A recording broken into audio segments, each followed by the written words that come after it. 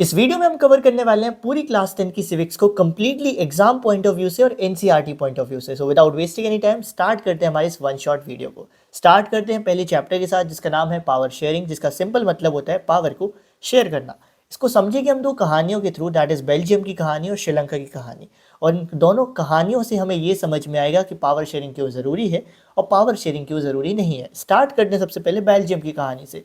तो जो बेल्जियम की एथनिक कॉम्पोजिशन थी, एथनिक कॉम्पोजिशन का मतलब होता है जब आप पॉपुलेशन को डिवाइड करते हो कल्चर के बेस पे या लैंग्वेज के बेस पे। जैसे इंडिया में अगर मैं लैंग्वेज के बेस पे या कल्चर के बेस पे पॉपुलेशन डिवाइड कर दूं कि इतने परसेंट हिंदू हैं, इतने परसेंट हिंदी बोलते हैं, तो ये इंडिया की एथनिक कॉम्पोजिशन बन जाएगी। तो जो बेल्जियम की जो एथनिक कॉम्पोजिशन थी वो कुछ इस प्रकार से थी कि वहाँ पर 59% लोग डच बोलते थे, 40% लोग फ्रेंच बोलते थे और सिर्फ 1% लोग जर्मन बोलते थे। यानी जो 59% लोग थे ये मेजॉरिटी में थे, यानी जो डच थे देवर इन मेजॉरिटी और जो 40% लोग थे ये माइनॉरिटी में थे। और ये जो फ्रेंच थे इवन दो देवर इन माइनॉरिटी, ये रिच हुआ करते थे और पावरफुल हुआ करते थे। और क्योंकि ये रिच और पावरफुल थे तो इनको कुछ स्पेशल राइट्स भी मिलते थे और इनको जो भी सुविधाएं होती थी सबसे पहले अवेलेबल हो जाती थी। वहीं पर किसी भी देश में सबसे इंपॉर्टेंट होती है उस देश की कैपिटल। तो अगर आप देश की कैपिटल की बात करोगे तो बेल्जियम की कैपिटल थी ब्रुसेल्स। और ब्रुसेल्स का पॉपुलेशन डिवीजन बहुत अलग था क्योंकि जो पूरे देश में मेजॉरिटी में थे यानी कि डच, वो ब्रुसेल्स में माइनॉरिटी में थे। ब्रुसेल्स में सिर्फ 20% डच थे और 80% फ्रेंच थे। तो अब आप देखोगे इस देश को, इस देश में जो लोग पूरे देश में मेजॉरिटी में है यानी कि डच, वो उस देश की कैपिटल सिटी ब्रुसेल्स में माइनॉरिटी में है। मैं लिख देता हूँ ब्रुसेल्स को सो दैट तुमको पता रहेगा ये इसकी कैपिटल है। ठीक है, अब तुम देखोगे इसमें कि कैसे आगे जो सरकार बनती है वो क्या स्टेप्स उठाएगी इन सभी कम्युनिटीज़ को साथ में लेकर चलने के लिए। ऐसी ही सिमिलर कहानी एक और देश की हमें देखने को मिलेगी जिसका नाम है श्रीलंका। पहले तुम दोनों देश का पॉपुलेशन डिवीजन समझो, फिर ये समझो कि वहाँ पर जो सरकारें बनी उन्होंने क्या क्या कदम उठाए। तो श्रीलंका की अगर हम कहानी देखेंगे, श्रीलंका एक आइलैंड नेशन है जिसकी पॉपुलेशन ऑलमोस्ट 2 करोड़ के आसपास है। श्रीलंका में लैंग्वेज ग्रुप के बेस पे पॉपुलेशन डिवाइड होती है। वहाँ पर 74% लोग सिन्हाला बोलते हैं। सिन्हाला एक लैंग्वेज है और जो 74% सिन्हाला बोलते हैं उनमें से ज़्यादातर लोग बुद्धिज्म रिलीजन को फॉलो करते हैं। इस पॉपुलेशन डिवीजन को तुमको याद नहीं करना, तुमको ओनली याद करना है कि सरकार ने क्या क्या कदम उठाए, क्योंकि population division in most cases case study के रूप में आती है, ये आपको दी हुई होती है। ठीक है, मेन आपको ये याद कर लेना है कि मेजॉरिटी में कौन था, माइनॉरिटी में कौन था। तो 74% वहाँ पर सिन्हाला बोलते थे, 18% लोग वहाँ पर तमिल बोलते थे और 18% में भी 2 ग्रुप्स थे, श्रीलंकन तमिल के, इंडियन तमिल के। इंडियन तमिल कौन होते थे, जो लोग इंडिया से श्रीलंका चले गए काम के लिए या किसी भी चक्कर में, तो उनको हमने इंडियन तमिल बोल दिया। तो 18% जो तमिल्स थे उनमें 13% श्रीलंकन तमिल थे, 5% इंडियन तमिल थे और बाकी बचे जो 7% लोग थे, एग्जैक्टली 7% नहीं बचते हैं क्योंकि अगर आप ऐड करोगे 74%, 18% तो एग्जैक्ट 7% नहीं बचते हैं, बट क्योंकि ये बुक में दिया है तो हम इसको इसी तरीके से लेते हैं। तो जो बाकी 7% जो लोग थे ये क्रिश्चियंस थे और ये सिन्हाला भी बोलते थे, ये तमिल भी बोलते थे। तो यहाँ पर अगर आप देखोगे तो सिन्हालास जो थे देवर इन मेजॉरिटी और जो तमिल्स थे मेनली वो माइनॉरिटी में थे। अगर हम क्रिश्चियंस को इग्नोर कर दें कुछ टाइम के लिए, जैसे हमने बेल्जियम में जर्मन को इग्नोर किया क्योंकि वो सिर्फ 1% थे। तो अब हम देखेंगे बेल्जियम और श्रीलंका में क्या क्या कदम उठाए उनकी सरकार ने सबको साथ में लेकर चलने के लिए। तो अगर बात करें श्रीलंका के केस की, तो श्रीलंका आज़ाद होता है 1948 में और उसके बाद श्रीलंका में अपनाई जाती है मेजॉरिटेरियनिज्म की पॉलिसी। मेजॉरिटेरियनिज्म की पॉलिसी ये कहती है कि सिर्फ जो मेजॉरिटी में है उनकी सुनो, बाकी सबको भाड़ में जाने दो, लिटरली भाड़ में जाने दो, क्योंकि उनके बारे में हम बिल्कुल फिक्र नहीं करेंगे। तो श्रीलंका जब आज़ाद होता है 1948 में, तो उसके बाद वहाँ पर मेजॉरिटेरियनिज्म पॉलिसी अपनाई जाती है जिसमें मेजॉरिटी की सुनी जाती है, यानी सिन्हाला की सुनी जाती है। ऐसे काम करे जाते हैं जिससे जो सिन्हालाज हैं वो खुश हो जाएंगे और बाकी सभी लोगों की कोई फिक्र नहीं करी जाती। जैसे सबसे पहले 1956 में एक एक्ट पास होता है जो सिन्हाला को ऑफिशियल लैंग्वेज बना देता है श्रीलंका का। अब ऐसे में तमिल्स को इग्नोर फील होगा क्योंकि उनकी लैंग्वेज को कोई इंपॉर्टेंस नहीं दी जा रही। साथ ही साथ क्या होता है, गवर्नमेंट प्रेफरेंस देना शुरू कर देती है सिन्हाला बोलने वाले लोगों को, चाहे फिर वो गवर्नमेंट जॉब्स हो या यूनिवर्सिटी एडमिशन्स हो या कोई भी पोजीशन हो, उन सब में सिन्हालास को प्रेफरेंस मिलती है। जो कॉन्स्टिट्यूशन बनता है श्रीलंका के अंदर वो भी गवर्नमेंट को ये बोलता है कि जो गवर्नमेंट है वो क्या करेगी, बुद्धिज्म रिलीजन को प्रोटेक्ट करेगी और एनकरेज करेगी। बुद्धिज्म क्यों, क्योंकि ज़्यादा जो सिन्हालास थे बुद्धिज्म रिलीजन को फॉलो करते थे। ऐसे में जो तमिल्स हैं उनको लेफ्ट आउट फील होता है, एलाइनेटेड फील होता है, वो खुद को ऑर्गेनाइज करते हैं और मूवमेंट करना शुरू करते हैं, अपनी कुछ डिमांड रखते हैं। उनकी डिमांड ये होती है कि जैसे आपने सिन्हाला को ऑफिशियल लैंग्वेज बनाया, ऐसी तमिल को भी ऑफिशियल लैंग्वेज बनाओ। वो बोलते हैं हमको इक्वल अपॉर्चुनिटी दो, जैसे आप सिन्हालास को दे रहे हो जॉब्स के मामले में, एजुकेशन के मामले में। साथ ही साथ वो ये भी बोलते हैं कि हमें श्रीलंका के नॉर्थ और ईस्टर्न पार्ट में एक इंडिपेंडेंट इलाम दे दो। इलाम का मतलब होता है एक इंडिपेंडेंट तमिल स्टेट दे दो। नॉर्थ और ईस्ट पार्ट में क्यों मांगा था? क्योंकि ज़्यादातर जो तमिल्स थे वो नॉर्थ और ईस्ट पार्ट में ही रहते थे। ये सब डिमांड सुनकर सिन्हालास और तमिल्स के बीच में कॉन्फ्लिक्ट्स बढ़ते हैं। धीरे धीरे ये कॉन्फ्लिक्ट्स बहुत ज़्यादा बढ़ जाते हैं तो ये सिविल वॉर में तक बदल जाते हैं। सिविल वॉर होता है श्रीलंका में, जिससे ओवरऑल श्रीलंका के ही लोगों का नुकसान होता है। कई सारे तमिल्स, कई सारे सिन्हालास, उनको बहुत दिक्कत होती है, कई लोग मारे जाते हैं, कई लोगों को देश छोड़ना पड़ता है। और ये बोला जाता है जब किसी देश में वॉर होता है तो वो देश कम से कम 10 से 15 साल पीछे चला जाता है या और भी पीछे चला जाता है। तो श्रीलंका को ओवरऑल बहुत नुकसान होता है। और ये सब नुकसान हुआ क्यों था? क्योंकि श्रीलंकन गवर्नमेंट ने पावर शेयरिंग नहीं करी थी। अगर उसने पावर शेयरिंग करी होती, पावर को बांट दिया होता, तमिल्स को भी पावर दी होती, सिन्हालास को भी दी होती, तो शायद ये सब ना होता। तो इस चीज से सीख कौन लेते हैं? बेल्जियम वाले लेते हैं। बेल्जियम वालों ने क्या किया था? बेल्जियम ने एक अलग रास्ता अपनाया था। बेल्जियम ने बोला था, जो बेल्जियम के लीडर्स थे उन्होंने ये तय किया था कि अगर देश को अच्छे से चलाना है तो एक ऐसा सिस्टम बनाना पड़ेगा जिसमें हम सबको क्या कर सके? एकोमोडेशन कर सके। एकोमोडेशन का मतलब सबको साथ में लेकर चल सके। तो जो बेल्जियम के लीडर्स होते हैं 1970 से 1993 के बीच में, ये 73 लिखा है यहाँ पे, 93 के बीच में 23 साल में कॉन्स्टिट्यूशन में 4 बार अमेंडमेंट्स करते हैं। और ये क्यों करते हैं? ताकि वो एक ऐसा सिस्टम बना सके जिसमें सब लोग रह सकें, सबको साथ में लेकर चला जा सके। तो वो जो सिस्टम बनाते हैं, उस सिस्टम के मेन फीचर्स क्या थे? तो बेल्जियम में जो सिस्टम बनता है, कॉन्स्टिट्यूशन में चेंजेस करे जाते हैं सबको साथ में लेकर चलने के लिए, एकोमोडेशन करने के लिए, उसके मेन फीचर्स थे। नंबर 1 चीज़, बेल्जियम में जो सेंट्रल गवर्नमेंट बनती है उसमें बोला जाता है कि फ़र्क नहीं पड़ता कौन मेजॉरिटी में है कौन माइनॉरिटी में है, हम इक्वल रिप्रेजेंटेशन देंगे। तो बेल्जियम में मेजॉरिटी माइनॉरिटी को इग्नोर करते हुए सेंट्रल गवर्नमेंट बनाई जाती है जिसमें इक्वल रिप्रेजेंटेशन दिया जाता है डच बोलने वालों को और फ्रेंच बोलने वालों को। साथ ही साथ ये भी बोला जाता है कि अगर कोई लॉ है उसको चेंज करना है तो कोई भी एक गवर्नमेंट अकेले दम पे उस लॉ को चेंज नहीं कर पाएगी। डच और फ्रेंच दोनों को एग्री करना पड़ेगा, तब जाकर चीज़ें चेंज हो सकती हैं। That is for changing special laws support from each community will be required. तो ये पहला स्टेप था। दूसरा स्टेप क्या किया जाता है? कई सारी सेंट्रल गवर्नमेंट की पावर्स जो होती हैं वो स्टेट के साथ शेयर कर दी जाती हैं। ऐसा इसलिए किया जाता है ताकि स्टेट के पास भी तो कुछ पावर हो, और साथ ही साथ स्टेट को बोला जाता है कि आपको इन पर आंसरेबल नहीं हो। यानी अगर मान लीजिए सेंट्रल स्टेट को कुछ पावर देती है कि आप अपनी पुलिस को चलाओ, तो स्टेट पुलिस को चाहे जैसे चला सकती है। इसके लिए state is not answerable to central. तो दूसरे स्टेप में कई सारी जो पावर्स होती हैं सेंट्रल लेवल की, they are shared with state level. तीसरे स्टेप में क्या किया जाता है? जो ब्रुसेल्स था, जो इतना कॉम्प्लिकेटेड था, क्योंकि वहाँ पर क्या था, जो पूरे देश में मेजॉरिटी में थे वो ब्रुसेल्स में माइनॉरिटी में थे, तो ब्रुसेल्स को क्या कर दिया जाता है? उसको एक सेपरेट गवर्नमेंट दी जाती है। और उस सेपरेट गवर्नमेंट में भी यही बोला जाता है, फ़र्क नहीं पड़ता कि आप मेजॉरिटी में हो या माइनॉरिटी में हो, हम इक्वल रिप्रेजेंटेशन देंगे। उतना ही जितना हमने डच को दिया था उतना ही फ्रेंच को देंगे। चौथी चीज़, जो 1% जर्मन्स थे उनकी भी फिक्र करी जाती है, क्योंकि वहाँ पर क्या था, डच थे, फ्रेंच थे, लेकिन 1% जर्मन भी तो थे। तो इन सभी लैंग्वेज ग्रुप्स की फिक्र करी जाती है। और इसके लिए क्या किया जाता है? एक थर्ड काइंड ऑफ गवर्नमेंट बनाई जाती है जिसका नाम होता है कम्युनिटी गवर्नमेंट। ये कम्युनिटी गवर्नमेंट होती है हर एक लैंग्वेज ग्रुप की, यानी फ्रेंच की अपनी कम्युनिटी गवर्नमेंट होगी, डच की अपनी कम्युनिटी गवर्नमेंट होगी और जर्मन की अपनी कम्युनिटी गवर्नमेंट होगी। और इस गवर्नमेंट के पास राइट होता है कि वो अपने अपने लैंग्वेज ग्रुप से, अपने अपने ग्रुप के कल्चरल इश्यूज़ पर, एजुकेशनल इश्यूज़ पर और लैंग्वेज रिलेटेड इश्यूज़ पर कुछ भी काम कर सकती है। उनको इस बारे में पावर दी जाती है। साथ ही साथ ब्रुसेल्स को इतनी ज़्यादा इंपॉर्टेंस दी जाती है कि जब बाद में यूरोपियन यूनियन फॉर्म होती है, कई सारी कंट्रीज़ मिलकर यूरोपियन यूनियन बनाती हैं, तो ब्रुसेल्स को ही हेड क्वार्टर के रूप में चुना जाता है। अब आपको बेल्जियम का मॉडल देखकर लगेगा कि जो बेल्जियम का मॉडल है बहुत कॉम्प्लिकेटेड है, लेकिन बेल्जियम के लोगों के लिए कॉम्प्लिकेटेड नहीं था, because this is what worked for them. इसी मॉडल की वजह से वो क्या कर पाए, वो सबको साथ में लेकर चल पाए, एकोमोडेशन कर पाए। ठीक है, तो इससे तुमको समझ में एक चीज़ आएगी कि जहाँ पर पावर शेयरिंग हुई जैसे बेल्जियम में, वहाँ पर कॉन्फ्लिक्ट्स नहीं हुए, या कुछ हुए लेकिन बहुत ज़्यादा नहीं हुए। लेकिन श्रीलंका जहाँ पर पावर शेयरिंग बिल्कुल नहीं हुई, वहाँ तो कॉन्फ्लिक्ट्स हुए, सिविल वॉर तक हो गया। तो हम कह सकते हैं कि जहाँ पर पावर शेयरिंग होती है वहाँ पर कॉन्फ्लिक्ट्स कम होते हैं। यहीं से मूव ऑन करते हैं हमारे नेक्स्ट टॉपिक की तरफ, that is why power sharing is desirable. Power sharing क्यों ज़रूरी है? तो पावर शेयरिंग नंबर 1 रीज़न इसमें दिया जाता है कि पावर शेयरिंग इसलिए ज़रूरी है कि because it reduces the chances of conflicts among various social groups. जहाँ पर पावर शेयरिंग होगी वहाँ पर कॉन्फ्लिक्ट्स के चांसेस कम हो जाते हैं। इस रीज़न को हम प्रूडेंशियल रीज़न कहते हैं। प्रूडेंशियल रीज़न एक ऐसा रीज़न होता है जो ऑब्जर्वेशंस पे बेस्ड होता है। जैसे कि हमने ऑब्जर्व किया है कि जो लोग हेलमेट लगाकर गाड़ी चलाते हैं उनका अगर एक्सीडेंट भी होता है तो भी उनकी जान बच जाती है। तो ये कोई फैक्ट नहीं है, ये एक ऑब्जर्वेशन है। तो ये हमारा एक प्रूडेंशियल रीज़न हो जाएगा।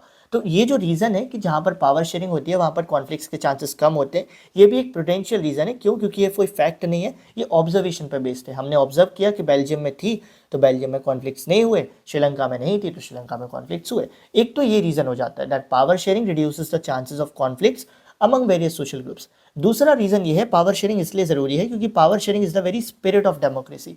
स्पिरिट ऑफ डेमोक्रेसी का मतलब बिल्कुल वैसे ही जैसे शरीर में आत्मा नहीं होगी तो शरीर खत्म है, शरीर किसी काम का नहीं है। ऐसी डेमोक्रेसी जो है, डेमोक्रेसी के अंदर पावर शेयरिंग आत्मा का काम करती है, क्योंकि democracy is all about sharing of power. और डेमोक्रेसी में अगर शेयरिंग ऑफ पावर ही नहीं होगी, यानी पावर शेयरिंग ही नहीं होगी, तो डेमोक्रेसी नहीं रह जाएगी। सिंपल सी बात है। तो जो पावर शेयरिंग होती है वो डेमोक्रेसी की फंक्शनिंग में वैल्यू ऐड करती है and it is the very spirit of democracy, और इसको बोलते हैं मोरल रीजन। ठीक है, इन सब चीज़ों को अगर आपको रिवाइज करना हो तो आप शॉर्ट्स देख सकते हो चैनल पे, वो सारे आपको रिवीजन में बहुत काम आएंगे। ठीक है, बाकी ये जो पूरी पीडीएफ है ये तुमको डिस्क्रिप्शन बॉक्स में कमेंट सेक्शन में मिल जाएगी वंस द क्लास एंड्स।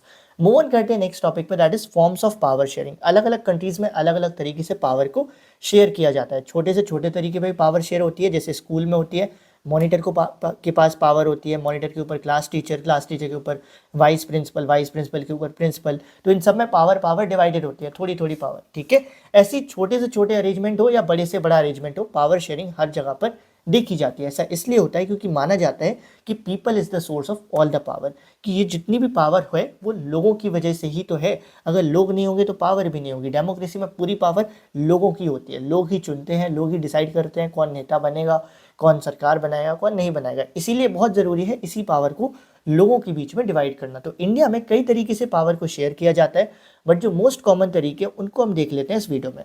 अब ये जो इमेज है ये यहाँ पे तुमको दिखाई गई है, इमेज सिर्फ आसान भाषा में समझाने के लिए दिखाई गई है, बाकी तुम्हारे लिए क्लियरली लिखा हुआ है यहाँ पे पॉइंट वाइज, जिसको तुम बाद में रिवाइज कर सकते हो। तो इंडिया में सबसे पहला तरीका है जिसमें पावर को डिवाइड किया जाता है among various organs of government. Indian government के 3 ऑर्गन्स है, लेजिस्लेटिव, एग्जीक्यूटिव और जुडिशरी। ये जो तीनों ऑर्गन्स है ये सेम लेवल पे है, या सिंपल भाषा में कहूँ इनके पास सेम पावर होती है, बट इनके वर्किंग एरियाज अलग अलग होते हैं। जैसे इन तीनों के पास 10-10 पावर होंगी, लेकिन इनके काम करने के एरियाज अलग अलग होते हैं। साथ ही साथ इन तीनों के पास ये भी पावर होती है कि ये लोग एक दूसरे को क्रॉस चेक कर सकते हैं। इसीलिए इस सिस्टम को हम क्या बोलते हैं, इसीलिए इस सिस्टम को हम system of check and balance भी बोलते हैं, और इसी को हॉरिजॉन्टल डिस्ट्रीब्यूशन ऑफ पावर भी बोला जाता है। एक और तरीका है पावर को बांटने का, that power is shared among various levels of government, जैसे सेंट्रल लेवल, स्टेट लेवल और लोकल लेवल। इसमें क्या होता है, सेंट्रल लेवल जो होती है वो पूरे देश के लिए होती है, फिर होती है स्टेट लेवल जो एक पर्टिकुलर एरिया के लिए होती है, रीजन के लिए होती है, फिर होती है लोकल लेवल जो और छोटे एरिया के लिए होते हैं। सबसे ज़्यादा पावर सेंट्रल लेवल के पास होती है, फिर स्टेट लेवल, फिर लोकल लेवल। इसको फेडरलिज्म या फेडरल डिवीजन ऑफ पावर भी बोलते हैं, इसी को वर्टिकल डिस्ट्रीब्यूशन ऑफ पावर भी बोलते हैं। साथ ही साथ जो जितनी भी पावर मिलती है हर एक लेवल को, वो उसके बारे में लिखा गया है हमारे इंडिया में कॉन्स्टिट्यूशन के अंदर, ताकि कल के दिन कोई सवाल ना कर सके कि इस लेवल के पास ये पावर कहाँ से आई। तो इन सब चीज़ों के बारे में कॉन्स्टिट्यूशन में जिक्र किया जाता है। ठीक है, अब ये तो तुमने इससे समझ लिया डायग्राम से, central level, state level, local level. यहाँ पर कम्युनिटी गवर्नमेंट लिखा है, ये कम्युनिटी गवर्नमेंट कहाँ पर थी, बेल्जियम में थी। जो थर्ड लेवल ऑफ गवर्नमेंट होती है उसके अलग अलग जगह पे अलग अलग नाम होते हैं। इंडिया में इसको आप लोकल लेवल, लोकल लेवल या खाली पंचायत लेवल भी बोल सकते हो। बेल्जियम में इसको कम्युनिटी गवर्नमेंट बोला जाता था। तो इसके नाम अलग अलग हो सकते हैं। अब पॉइंट वाइज तुम इसको रीड कर सकते हो, तुमको क्लियरली समझ में आ जाएगा। Each organ have similar level of power but their working areas are different, obvious है। सब क्रॉस चेक कर सकते हैं, system of check and balance, obvious है। वेरियस लेवल्स ऑफ गवर्नमेंट, ठीक है, बहुत बेसिक सी चीज़ें, ये चीज़ें मैंने तुमको बता भी दी है। ठीक है, उसके बाद तीसरा तरीका है, power can be shared among various social groups which are based on language या रिलीजन। जैसे इंडिया में पावर को शेयर किया जाता है रिलीजन ग्रुप्स के नाम पे भी, कास्ट ग्रुप्स के भी नाम पे भी, और कई बार जेंडर के नाम पे भी। इंडिया में वुमेन के साथ पावर शेयर होती है, कास्ट में जो वीकर सेक्शंस हैं उनके साथ पावर होती है, जो लोग इकोनॉमिकली वीक हैं उनके साथ पावर शेयर होती है। कैसे, हम उनको रिजर्वेशंस दे देते हैं, कुछ स्पेशल राइट्स दे देते हैं, ताकि उनको इंपॉर्टेंस फील हो, ताकि उनको हर्ड फील हो, उनको लगे कि उनको उनके ही देश में सुना जा रहा है। बेल्जियम में क्या किया गया था, लैंग्वेज ग्रुप के बेस पे कम्युनिटी गवर्नमेंट बना दी गई थी, ताकि वहाँ के लैंग्वेज ग्रुप्स को लगे कि उनको सुना जा रहा है, उनको इंपॉर्टेंस दी जा रही है। तो इस तरीके से कई बार पावर शेयरिंग करी जाती है, that power can be shared among different social groups based on language या बेस्ड ऑन रिलीजन या बेस्ड ऑन कास्ट। ठीक है, एक और तरीका है जो बच्चों को बहुत कंफ्यूज करता है, that power sharing arrangement can also be seen in the way political parties, pressure groups and movement control और influences those who are in power. इसका मतलब ये है सिंपल सी भाषा में कि पावर शेयरिंग अरेंजमेंट हम वैसे भी देख सकते हैं, हमको पावर शेयरिंग वहाँ पर भी दिख सकती है कैसे अलग अलग पॉलिटिकल पार्टीज अलग अलग टाइम पर पावर में आती है। मान लीजिए आज बीजेपी है, आज से कुछ टाइम बाद कांग्रेस आएगी, फिर एक नई पार्टी आएगी, तो ये सब पार्टीज कभी ना कभी सरकार में आएंगी। जब जब ये सरकार में आएंगी तो ये पावर इनके पास आएगी। तो इस तरीके से अलग अलग पार्टीज के बीच में भी पावर शेयर होती है। साथ ही साथ कई सारे ग्रुप्स होते हैं, जैसे फार्मर्स के ग्रुप होते हैं। आपने कोई कानून बनाया, फार्मर को वो पसंद नहीं आया, तो फार्मर्स के खिलाफ प्रोटेस्ट कर सकते हैं और प्रोटेस्ट करके अपनी बात को मनवा सकते हैं। ये भी एक तरीके की पावर शेयरिंग ही है कि फार्मर के पास ये पावर है कि वो प्रोटेस्ट कर सकते हैं और अगर उनकी बात में जोर हो तो वो अपनी दम पर आपके डिसीजन को चेंज करा सकते हैं। ये भी क्या है, एक तरीके का पावर शेयरिंग। जैसे अभी एक यूजीसी बिल आता है, यूजीसी बिल के खिलाफ प्रोटेस्ट कर रहे हो, तो प्रोटेस्ट करने की पावर तुमको दी गई है डेमोक्रेसी के अंदर, तो ये भी एक तरीके की पावर शेयरिंग है। जनता सरकार को चुनती है, जनता के पास पावर है, तो ये भी एक तरीके की पावर शेयरिंग है। तो ये जो चौथा तरीका है, ये एक जनरल तरीका है कि हम पावर शेयरिंग देख सकते हैं किस तरीके से पॉलिटिकल पार्टीज अलग अलग टाइम पर पावर में आती हैं, पावर को शेयर करती हैं, किस तरीके से जो प्रेशर ग्रुप्स होते हैं, यानी जो प्रेशर बनाते हैं, सिंपल भाषा में कहूँ जो बड़े बड़े मूवमेंट्स करते हैं, ये सरकार पर प्रेशर बनाकर अपने डिसीजंस को बदलवाती हैं या किसी भी चीज़ को लेकर प्रोटेस्ट करती है। इसीलिए इसमें लिखा भी गया, it means power is share through political competition public influence. आप देखोगे लॉन्ग रन में अलग अलग टाइम पर अलग अलग पार्टी सरकार में आती हैं, यानी अलग अलग टाइम पर वो पावर शेयर करती हैं। कई सारे ग्रुप्स होते हैं अलग अलग प्रोफेशंस के, ये लोग भी सरकार पर दबाव बना लेते हैं प्रोटेस्ट करके, मूवमेंट्स करके। इस तरीके से this marks the end of chapter power sharing. Move on करते हैं नेक्स्ट चैप्टर, बहुत रिलेटेबल है, दैट इज फेडरलिज्म। फेडरलिज्म क्या है, जो वर्टिकल डिस्ट्रीब्यूशन ऑफ पावर है, that is power is shared among various levels of government, उसी को फेडरल डिवीजन ऑफ पावर या उसी को इंडिया में फेडरलिज्म बोला जा सकता है। फेडरलिज्म का मतलब एक ऐसा सिस्टम ऑफ पावर शेयरिंग जिसमें पावर को इस तरीके से बांटा जाता है कि एक सेंट्रल अथॉरिटी होती है, यानी एक पूरी मेन अथॉरिटी होती है जो पूरे देश के लिए होती है, और उसकी छोटी छोटी कॉन्स्टिट्यूएंट यूनिट्स होती हैं। जैसे अगर आप इंडिया में बात करोगे तो इंडिया में एक सेंट्रल गवर्नमेंट है जो पूरे देश के लिए है, और फिर छोटी छोटी स्टेट गवर्नमेंट्स हैं, यानी अलग अलग स्टेट्स हैं, उनकी स्टेट गवर्नमेंट है, तो ये स्टेट गवर्नमेंट है। और फिर कई सारी कंट्रीज़ में इसके नीचे भी एक और लेवल होती है, जैसे इंडिया में है, उन सभी स्टेट्स की अपनी अपनी एक लोकल अपनी अपनी अलग अलग लोकल गवर्नमेंट है, ठीक है। इस तरीके से फेडरलिज्म में काम होता है। तो फेडरलिज्म बेसिकली क्या है, एक पावर शेयरिंग का ऐसा अरेंजमेंट जिसमें क्या होता है, एक मेन अथॉरिटी होती है और बाकी उसकी कॉन्स्टिट्यूएंट यूनिट्स में पावर शेयर होती है। अब फेडरलिज्म में आगे बढ़े उससे पहले एक चीज़ समझना ज़रूरी है, ज़रूरी नहीं कि किसी देश में अगर 2 या 2 से ज़्यादा लेवल ऑफ गवर्नमेंट हो तो वहाँ पर फेडरलिज्म कहलाता है। क्यों ऐसा हम कहते हैं, क्योंकि कई सारे देश हैं जहाँ पर ऐसा देखा गया है कि वहाँ पर 2 या 2 से ज़्यादा लेवल ऑफ गवर्नमेंट होती हैं, लेकिन पूरी की पूरी पावर सेंट्रल गवर्नमेंट के हाथ में ही होती है। तो ऐसे देश को हम फेडरल गवर्नमेंट नहीं बोलेंगे, ऐसे देश को हम बोलते हैं यूनिटरी गवर्नमेंट।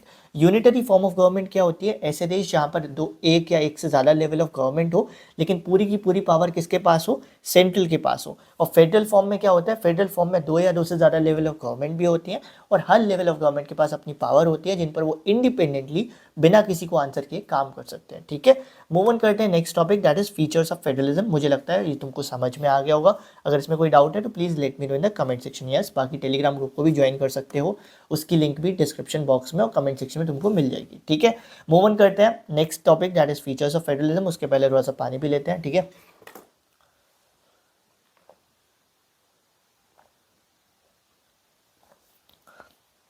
तो फीचर्स ऑफ फेडरलिज्म में आता है कि अगर कहीं पर फेडरलिज्म है, कहीं पर पावर शेयर हो रही है अलग अलग लेवल्स के बीच में, तो वहाँ पर क्या क्या मेन चीज़ें, मेन फीचर्स आपको, क्या क्वालिटीज़, क्या विशेषताएं आपको देखने को मिलेगी।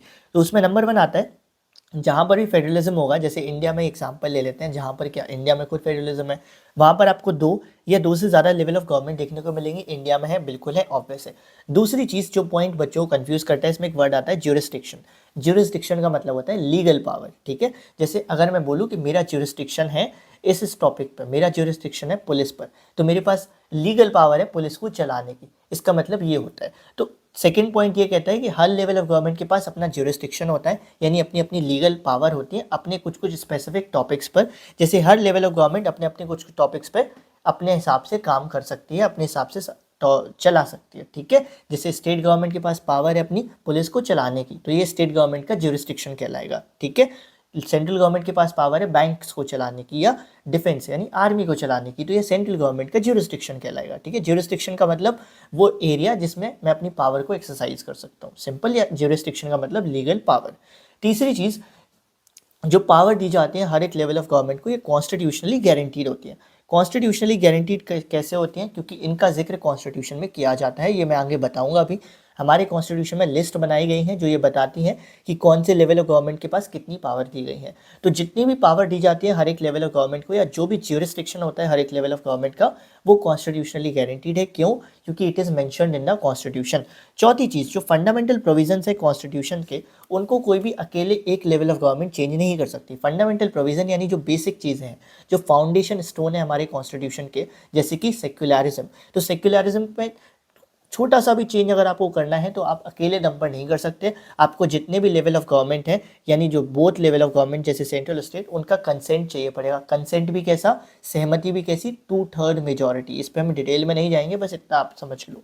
फिफ्थ चीज़, जो सोर्स ऑफ रेवेन्यू होता है हर एक लेवल ऑफ गवर्नमेंट का, वो फिक्स होता है ताकि फाइनेंशियल स्टेबिलिटी बनी रहे। सोर्स ऑफ रेवेन्यू का मतलब कहाँ से कितना पैसा आएगा हर एक लेवल ऑफ गवर्नमेंट के पास। अगर किसी लेवल ऑफ गवर्नमेंट को अपने पास आ रहे पैसे को बढ़ाना है, तो रेवेन्यू को बढ़ाना है, तो वो क्या करते हैं, कई बार टैक्सेस को बढ़ा देते हैं या कुछ और काम करते हैं। ऐसा इसलिए किया जाता है ताकि जो फाइनेंशियल स्टेबिलिटी है लेवल ऑफ गवर्नमेंट की वो बढ़ी रहे। सोर्स ऑफ रेवेन्यू जैसे कि अलग अलग गवर्नमेंट के पास बहुत सारा पैसा आता है राजस्व से, राजस्व यानी कि जो लैंड रिकॉर्ड्स होता है उन सब चीज़ों से। तो मतलब सिंपल तरीका है कि कितना कितना पैसा आएगा इसको पहले स्पेसिफाई कर दिया गया है, कितना रेवेन्यू कहाँ से आएगा इसको पहले लिख दिया गया है, ताकि कोई भी लेवल ऑफ गवर्नमेंट बाद में ये ना रोए कि हमारे पास तो पैसा ही नहीं था काम करने के लिए। कई सारी गवर्नमेंट इंडिया में ये करती है। सिक्स चीज़, कोर्ट्स को बहुत स्पेशल पावर दी जाती है फेडरलिज्म में। कोर्ट के पास ये पावर होता है कि वो सबसे पहली चीज़ तो वो ओवरसी करती है कि सारी जो लेवल्स ऑफ गवर्नमेंट है वो अपने काम कर रहे हैं या नहीं कर रही हैं, और अगर नहीं कर रही होती है तो they can interpret the constitution and interpret the powers. साथ ही साथ जो हाईएस्ट कोर्ट होता है वो एक एम्पायर की तरह काम करता है। अगर कभी डिस्प्यूट हो जाता है अलग अलग लेवल्स ऑफ गवर्नमेंट के बीच में, यानी वो डिस्प्यूट को सॉल्व कराता है। सेवन चीज़ जो है वो फीचर नहीं है, वो एक तरीके का एक सिंपल लाइन है, कंक्लूजन है कि फेडरलिज्म जहाँ पर होता है वहाँ पर फेडरलिज्म के दो ऑब्जेक्टिव्स होते हैं। यानी जहाँ पर भी फेडरलिज्म जैसे इंडिया में है, तो इंडिया में फेडरलिज्म के दो ऑब्जेक्टिव्स है। फेडरलिज्म बोले तो इंडिया में पावर को शेयर करने के अलग अलग लेवल्स पर दो ऑब्जेक्टिव है। पहला तो accommodate the regional diversity. Accommodate the regional diversity का मतलब जो अलग अलग ग्रुप्स हैं उनको एकोमोडेट करना, साथ में लेकर चलना, और जब उनको साथ में लेकर चलेंगे तो दूसरा ऑब्जेक्टिव भी हो जाएगा to safeguard and promote the unity. देश में एकता को बनाए रखना, यूनिटी को बनाए रखना। तो जहाँ पर भी फेडरलिज्म होता है वहाँ पर दो ऑब्जेक्टिव्स होते हैं, यूनिटी को बनाए रखना और प्रमोट करना, और सबको साथ में लेकर चलना। ये 7 फीचर्स होते हैं फेडरलिज्म के। इनमें से कोई भी आप 5 याद कर लेना, आपका काम हो जाएगा, क्योंकि पेपर में 5 तो पूछेगा ही पूछेगा अगर सवाल आता है इससे तो। ठीक है, साथ ही साथ तुमको इन सब फीचर्स के बारे में थोड़ा थोड़ा पता होना चाहिए जो मैंने तुमको ऑलरेडी बता दिया है। मूव ऑन करते हैं next topic, coming together and holding together federation.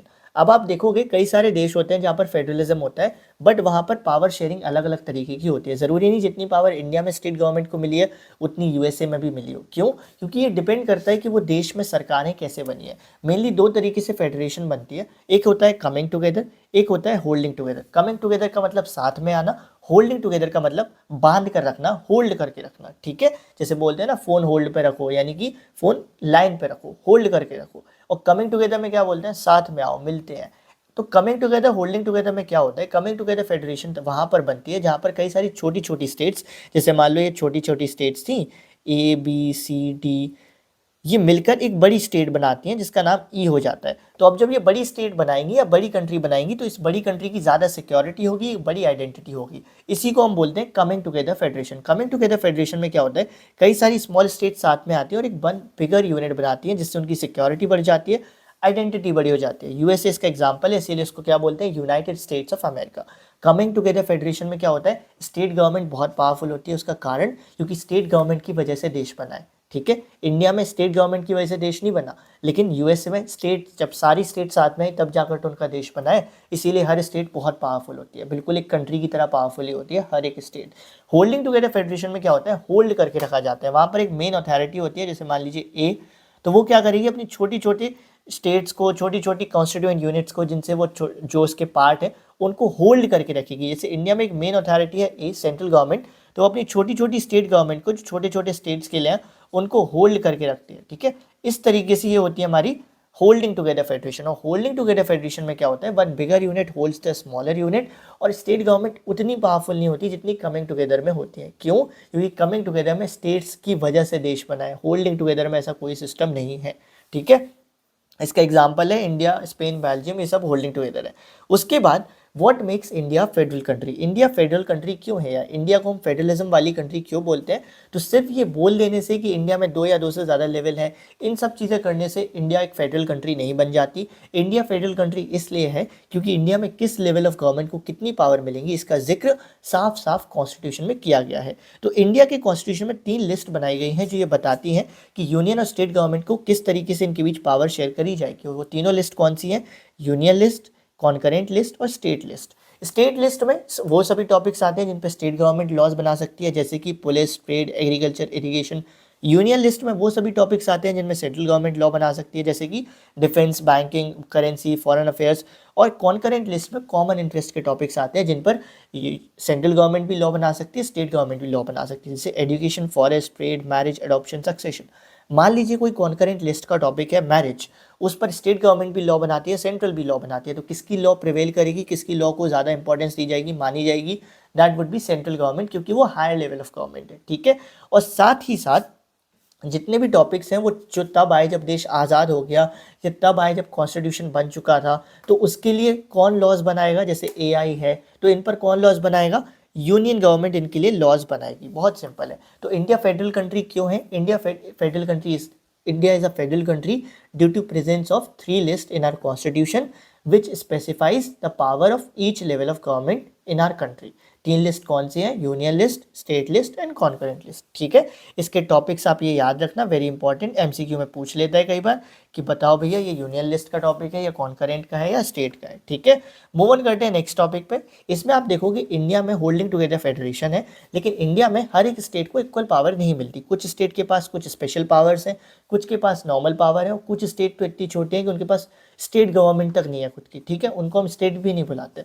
जैसे इंडिया में कुछ स्टेट्स हैं, जैसे कि हमारी असम हो गई, नागालैंड हो गई, अरुणाचल प्रदेश, इनको कुछ स्पेशल पावर मिलती है। उसका रीज़न है इनका सोशल और हिस्टोरिकल बैकग्राउंड। ये सिंपल भाषा में कहूँ, जिस तरीके से स्टेट्स बनी है, जिस तरीके से इनका कल्चर है, उस वजह से इनको कुछ स्पेशल पावर्स मिलती हैं। जैसे कि कोई और बंदा जाकर वहाँ जाकर उन स्टेट्स में जाकर ज़मीन नहीं खरीद सकता, because of their historical background, because of their social background. कई सारी स्टेट्स ऐसी हैं जो कम्प्लीटली, अगर आप उनको देखोगे तो वो इंडिया के लोगों से कम्प्लीटली अलग लगते हैं। तो कई बार उनकी उसी चीज़ को रिस्पेक्ट करने के लिए, मजाक उड़ाने के लिए नहीं, रिस्पेक्ट करने के लिए उनको स्पेशल पावर्स दे दी जाती है, स्पेशल स्टेटस दे दिए जाते हैं। ठीक है।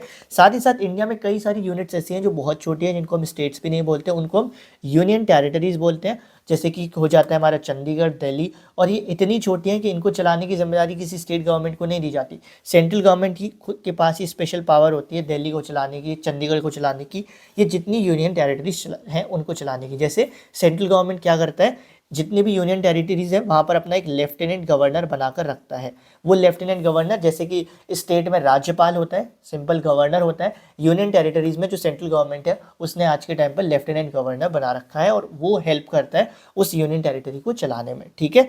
तो अगर आप देखोगे आज के टाइम पर इंडिया में होल्डिंग टुगेदर फेडरेशन में किस तरीके से पावर शेयर हो रही है, तो वो तुम्हें समझ में क्लियरली आ जाएगा। किसी को ज़्यादा power because of their special background, किसी को कम पावर, कोई यूनियन टेरिटरी, इस तरीके से।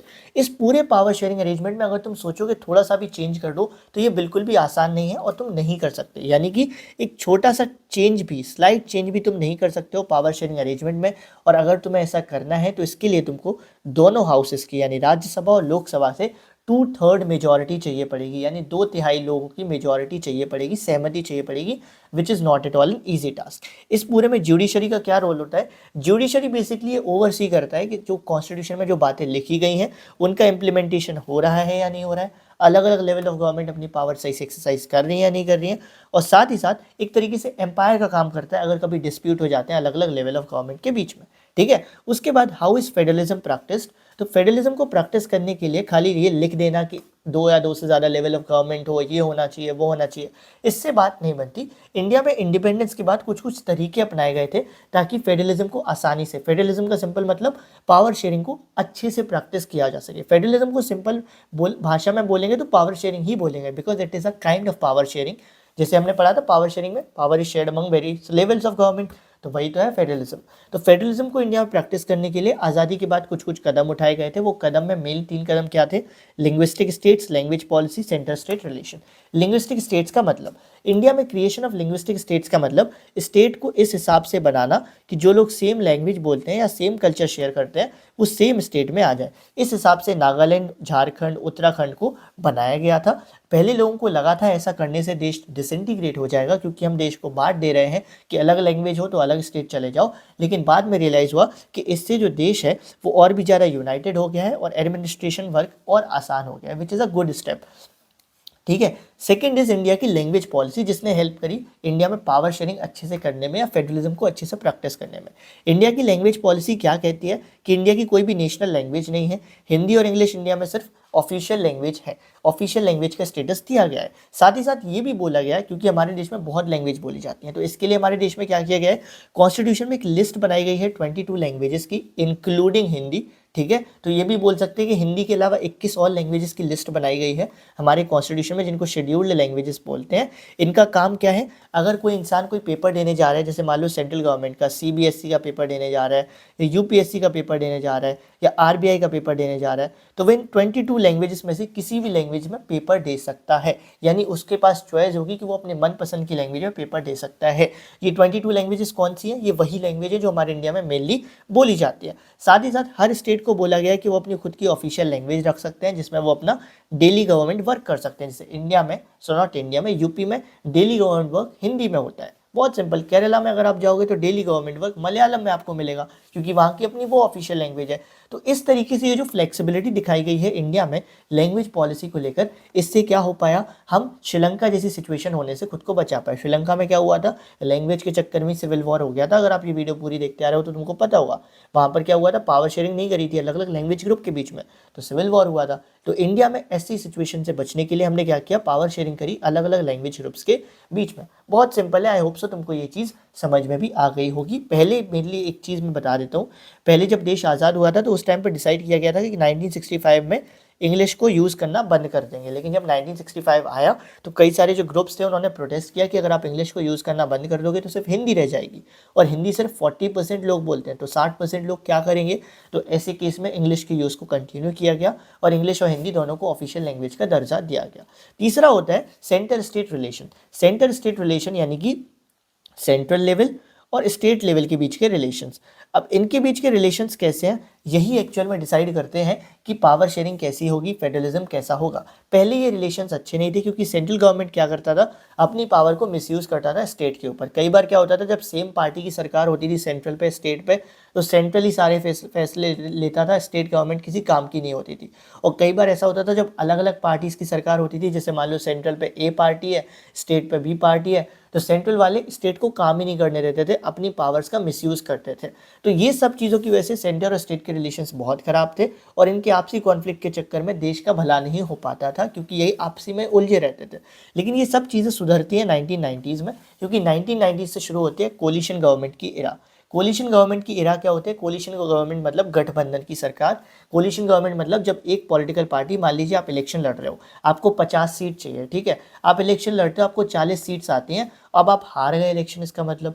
लेकिन फिर आप देखते हो मैंने भी इलेक्शन लड़ा था, मेरे के पास 15 सीट्स हैं, तो मैं और आप कोलिशन कर लेंगे, गठबंधन कर लेंगे, साथ में आकर अलायंस बनाएंगे और हमारी मिला के सीट हो जाएंगी 55 तो हमारे पास, हम क्या करेंगे, हम इलेक्शन जीत जाएंगे मिलकर, और हमारी जो सरकार बनेगी वो कहलाएगी कोलिशन गवर्नमेंट।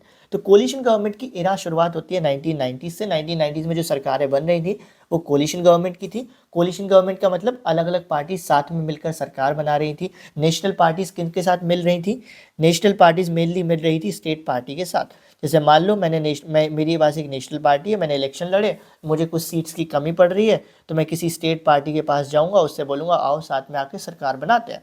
तो ये वाली एरा चल रही थी 1990s के टाइम पर, जिससे क्या होता है उस समय पर स्टेट पार्टीज भी बहुत बढ़ती हैं, कोलिशन गवर्नमेंट भी बढ़ती है। इसकी वजह से जो सेंट्रल गवर्नमेंट है वो क्या करती है, स्टेट गवर्नमेंट को रिस्पेक्ट करना शुरू कर देती है। क्यों, क्योंकि उसे पता था कभी भी उसको स्टेट गवर्नमेंट की ज़रूरत पड़ जाएगी कोलिशन बनाने के लिए। बहुत सिंपल है, जब मुझे पता है कि मुझे कभी भी तुमसे अपना काम निकलवाना पड़ सकता है तो मैं तुम्हें इज्जत दूंगा ना, उसके बाद इज्जत नहीं दूंगा। बहुत सिंपल है। अभी तुम लोग कमेंट सेक्शन में क्यों आ रहे हो, क्योंकि तुमको काम निकलवाना है, राइट। अभी तुम लोग साल भर कमेंट सेक्शन में नहीं थे मेरे, वैसे साल भर वीडियोज़ भी नहीं डाल रहा था, मजाक कर रहा हूँ, ठीक है। तो ये जस्ट सेइंग है, ये एग्जांपल उतना क्लियर कट नहीं था उससे, बट मेनली स्टेट लेवल और सेंट्रल लेवल के रिलेशंस इसलिए सुधर गए क्योंकि कोलिशन गवर्नमेंट बनना शुरू हुई, तो सेंट्रल को रियलाइज़ हुआ कि जो स्टेट है उसको रिस्पेक्ट करेंगे तभी जाकर कल वो हमारे साथ आकर कोलिशन गवर्नमेंट बनाने में हेल्प करेगी या सरकार बनाने में हेल्प करेगी। ठीक है, उसी टाइम पर सुप्रीम कोर्ट ने भी एक ऑर्डर पास, इसको लिखते कैसे हैं, इसी तरीके से लिखते हैं। सुप्रीम कोर्ट ने भी एक ऑर्डर पास किया था जो ये कहता था कि जो सेंट्रल लेवल है वो आर्बिट्रेरी मैनर में यानी रैंडम तरीके से स्टेट गवर्नमेंट को डिसमिस नहीं कर सकती है, अपनी पावर का मिसयूज़ नहीं कर सकती स्टेट गवर्नमेंट के ऊपर। उसके बाद आते हैं इस चैप्टर के last topic, that is decentralisation in India. अभी 30 मिनट ही हुए हैं मेरे हिसाब से और हम 2 चैप्टर फिनिश कर चुके हैं, बाकी 3 भी बहुत जल्दी करने वाले हैं।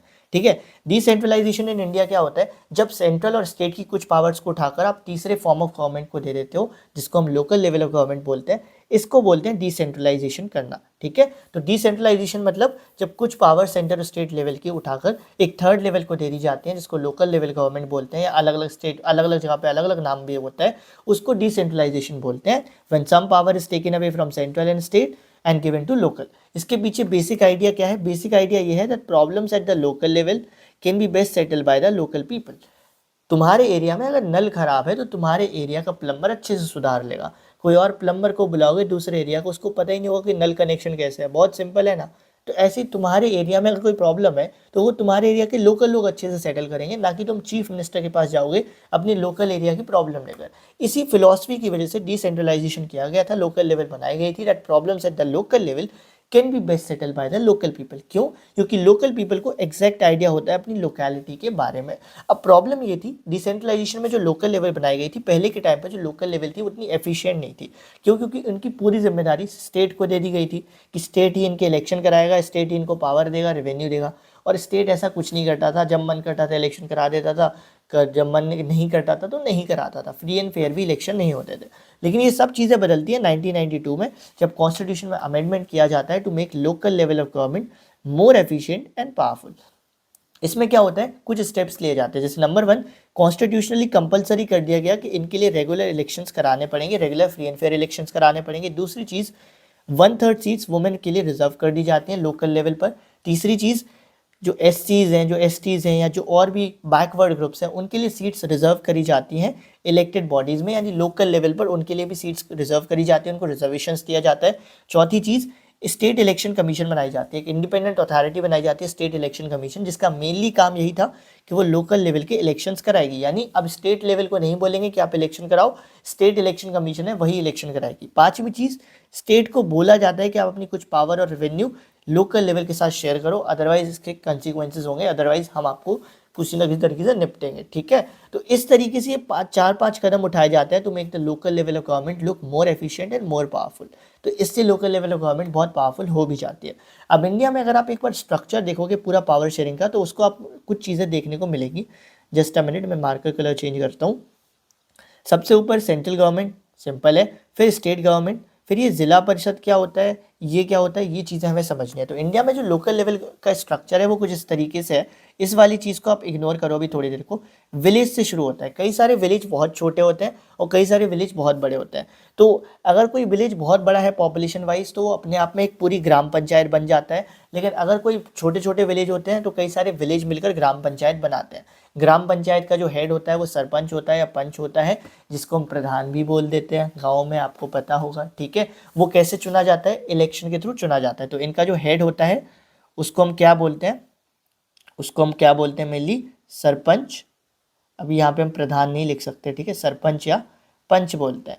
ठीक है, ग्राम सभा क्या होता है, ये जो ग्राम सभा है बेसिकली सभा का मतलब होता है मीटिंग। ग्राम सभा होती है, एक मीटिंग होती है जिसमें डिसाइड होता है कि ग्राम पंचायत यानी गांव में मेनली क्या क्या काम करे जाने हैं। और ये जो ग्राम सभा होती है 2 से 3 बार हर साल करी जाती है, 2 से 3 बार, जिसमें क्या किया जाता है, डिस्कस किया जाता है कि क्या काम होने चाहिए गांव के अंदर, क्या काम नहीं होने चाहिए। और सभी लोग, गांव के सभी लोग इस ग्राम सभा के मेंबर होते हैं। ग्राम सभा मतलब एक असेंबली है, वो असेंबली में सभी गांव के लोग मेंबर हैं, जिसमें ये डिसाइड किया जाता है कि ग्राम पंचायत के थ्रू क्या क्या काम करने हैं, यानी गाँव में लोकल लेवल के थ्रू क्या क्या काम करवाए जाने हैं। ठीक है, कई सारी ग्राम पंचायत मिलकर ब्लॉक लेवल या मंडल बनाते हैं या ब्लॉक समिति बनाती हैं। ठीक है, अब इसमें ब्लॉक लेवल जो होता है वो अलग अलग जगह पर उसका नाम अलग अलग आपको देखने को मिल सकता है। कहीं पर इसको मंडल भी बोलते हैं, कई जगहों पर इसको ब्लॉक भी बोलते हैं। लेकिन एक सिंपल भाषा में कहूँ, कई सारे गांव मिलकर या कई कुछ जगह पर अगर पूरा का पूरा गांव बहुत बड़ा है तो वो अपने आप में ही, तो जनरली कई सारे गांव मिलकर ग्राम पंचायत बनाते हैं, कई सारी ग्राम पंचायत मिलकर ब्लॉक बनाती हैं और कई सारे ब्लॉक मिलकर जिला परिषद बनाते हैं। एक डिस्ट्रिक्ट में जिला परिषद सबसे ऊपर होता है, इसमें जितने भी मेंबर होते हैं जिला परिषद में ये सब इलेक्टेड होते हैं, ठीक है, इलेक्शन के थ्रू। एमएलए एमपी भी इसके मेंबर होते हैं, यानी बहुत पावरफुल भी होते हैं जिला परिषद। कुछ डीएम डिस्ट्रिक्ट लेवल ऑफिशियल्स भी इसके मेंबर होते हैं, ठीक है। इस तरीके से पूरा पावर शेयरिंग स्ट्रक्चर जाता है किसी भी जगह पर। तो सबसे छोटा पावर शेयरिंग स्ट्रक्चर है ग्राम पंचायत, कई सारे गांव मिलकर ग्राम पंचायत बनाते हैं, ठीक है। या अगर कोई गांव बहुत बड़ा है तो वो अकेले दम पे ग्राम पंचायत कहलाएगा। बेसिकली पॉपुलेशन के बेस पे डिसाइड होता है कि वो गांव को हम ग्राम पंचायत अकेले को बोलेंगे या कई सारे गांव मिलाकर ग्राम पंचायत बनेगी, ठीक है। ग्राम पंचायत मिलकर ब्लॉक बनाते हैं या मंडल बनाते हैं, ब्लॉक समिति या मंडल बनाते हैं, और कई सारे ब्लॉक मिलकर जिला परिषद बनाते हैं। अब अलग अलग जगह पे मैंने बोला था लोकल लेवल का नाम अलग अलग है। अगर टाउन एरिया में आप जाओगे तो वहाँ पर लोकल लेवल में पंचायत नहीं होती, वहाँ पर बोलते हैं नगर पंचायत, तो एक शब्द जुड़ जाता है नगर पंचायत। अगर आप वहीं थोड़े और अच्छे अर्बन एरिया में जाओगे तो वहाँ पर नगर निगम हो जाता है, म्युनिसिपल कॉरपोरेशन हो जाता है। ये सब है लोकल लेवल के नाम, सब लोकल लेवल के नाम है, पर एरिया के हिसाब से चेंज होता जा रहा है। जहाँ की पॉपुलेशन बढ़ गई, जैसे कहीं पर ज़्यादा पॉपुलेशन है तो वहाँ पर हम बोलते हैं नगर निगम, कम पॉपुलेशन है तो वहाँ पर नगर पंचायत, और कम पॉपुलेशन है तो ग्राम पंचायत, ऐसे होता है, ठीक है। इस तरीके से पूरा पावर शेयरिंग अरेंजमेंट होता है। ये भी बहुत इंपॉर्टेंट नहीं है एग्जाम पॉइंट ऑफ व्यू से, बहुत कम ही पेपर में आता है, ठीक है। मूव ऑन करते हैं next chapter, gender religion and caste. उसके पहले अगेन थोड़ा सा पानी, आई होप सो तुमको समझ में आ रहा होगा, ठीक है।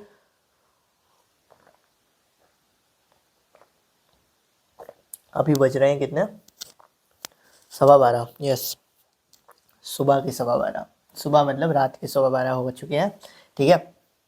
टाइम तुमको इसलिए बता देता हूँ कि अगर मैं इस टाइम वीडियो बना सकता हूँ तो तुम किसी भी टाइम पढ़ सकते हो, इट डजेंट मैटर, ठीक। तो जेंडर रिलीजन कास्ट जो हमारा चैप्टर है, इसमें हम समझेंगे जेंडर रिलीजन, एक मिनट रुको मार्कर चेंज करने दो मेरे को।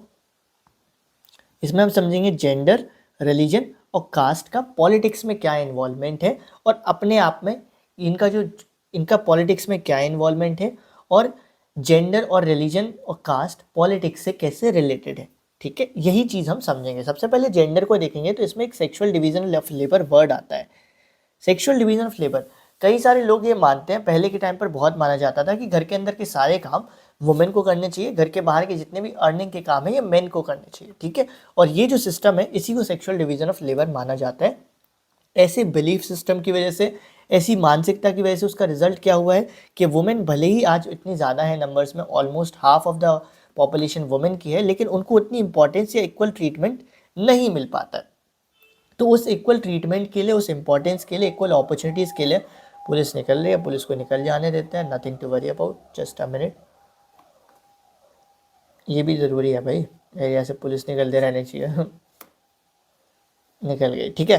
तो वुमेन ने अपने आप को इक्वल ट्रीटमेंट दिलाने के लिए, इक्वल रिप्रेजेंटेशन दिलाने के लिए, इक्वल स्टेटस दिलाने के लिए मूवमेंट्स करना शुरू किए थे। और सिर्फ वुमेन ने नहीं, कई सारे मेन भी थे जिन्होंने ये मूवमेंट किया वुमेन के साथ मिलकर कि भाई वुमेन को इक्वल रिप्रेजेंटेशन दो, इक्वल सोशल पॉलिटिकल स्टेटस दो। इन मूवमेंट को हम फेमिनिस्ट मूवमेंट बोलते हैं। तो जो भी मूवमेंट्स किए जाते हैं with an aim to give, to demand या to achieve social, equal social and political status for women, उन सब मूवमेंट्स को फेमिनिस्ट मूवमेंट्स बोलते हैं, ठीक है। लेकिन आज भी इंडिया में इतने टाइम के बाद भी भले ही फेमिनिस्ट मूवमेंट्स होते हैं, सब होते हैं, हमारी सोसाइटी में आज भी कई सारे हिस्सों में पेट्रियार्कल सोसाइटी वाला बिलीफ सिस्टम है। पेट्रियार्कल सोसाइटी मतलब जहाँ पर जो फादर फिगर होता है या जो मेल होता है फैमिली का, उसको एक सुपीरियर पावर दे दी जाती है, उसको सुपीरियर माना जाता है फैमिली में, और जो वुमेन है उनको इन्फीरियर या बहुत लो इंपॉर्टेंस दी जाती है, ठीक है। जिसकी वजह से वुमेन बहुत डिस्क्रिमिनेशन फेस करती है, ऑपरेशन फेस करती है इंडिया में। तो वो कौन कौन से तरीके हैं जिससे वुमेन डिस्क्रिमिनेशन फेस करती है? नंबर 1, इंडिया में जो लिटरेसी रेट है वुमेन का वो बहुत कम है एज़ कम्पेयर टू मेन। और देखा गया है जनरली एक लड़की लड़के के बराबर या उससे अच्छा परफॉर्म करती है, लेकिन फिर भी parents prefer to spend their resources on boys as on boys instead of spending them on girls. तो इसकी वजह से इंडिया में जो लिटरेसी रेट है वुमेन का वो बहुत कम है। दूसरी चीज़ जिसमें देखा गया है, दूसरा तरीका जिससे वुमेन डिस्क्रिमिनेशन फेस करते हुए देखी गई है, जो नंबर है वुमेन का हाई पेइंग जॉब्स में वो बहुत कम है। ऐसा इसलिए क्योंकि, और जबकि इसमें एक और चीज़ मैं जोड़ता हूँ, जो नंबर है वुमेन का हाई पेइंग जॉब्स में वो बहुत कम है, जबकि वुमेन ऑन एन एवरेज एक मेन से 1 घंटे ज़्यादा काम कर रही है। मतलब अगर मैं 10 घंटे काम कर रहा हूँ तो एक वुमेन 11 घंटे काम कर रही होगी, लेकिन फिर भी जो नंबर है वुमेन का हाई पेइंग जॉब्स में वो कम है। क्यों? क्योंकि उनका ज़्यादातर जो वर्क होता है अनपेड रहता है, लेस वैल्यूड रहता है, घर के अंदर का रहता है तो हम उसको उतनी वैल्यू नहीं देते या उसके लिए उनको पैसा नहीं मिलता। अगर उसके लिए उनको पैसा मिलता है तो वुमेन ही सबसे अमीर हो जाती है, ठीक है, जितना वो घर में काम करते हैं उस हिसाब से। उसके बाद एक इक्वल रिम्यूनरेशन एक्ट आया था 1976 का, जो ये कहता था कि इक्वल काम के लिए इक्वल पैसा मिलना चाहिए। डजेंट मैटर आप लड़का हो या लड़की, अगर आपने भी मेरे जितना काम किया तो आपको भी उतने पैसा मिलना चाहिए जितना मुझे मिलेगा। लेकिन इस एक्ट के बाद भी कई सारे एरियाज में देखा गया है कि इक्वल काम के लिए वुमेन को इक्वल पैसा नहीं दिया जाता है। जैसे बॉलीवुड इसका क्लियर एग्जांपल है, हीरो हीरोइन को सेम पैसे नहीं मिलते हैं।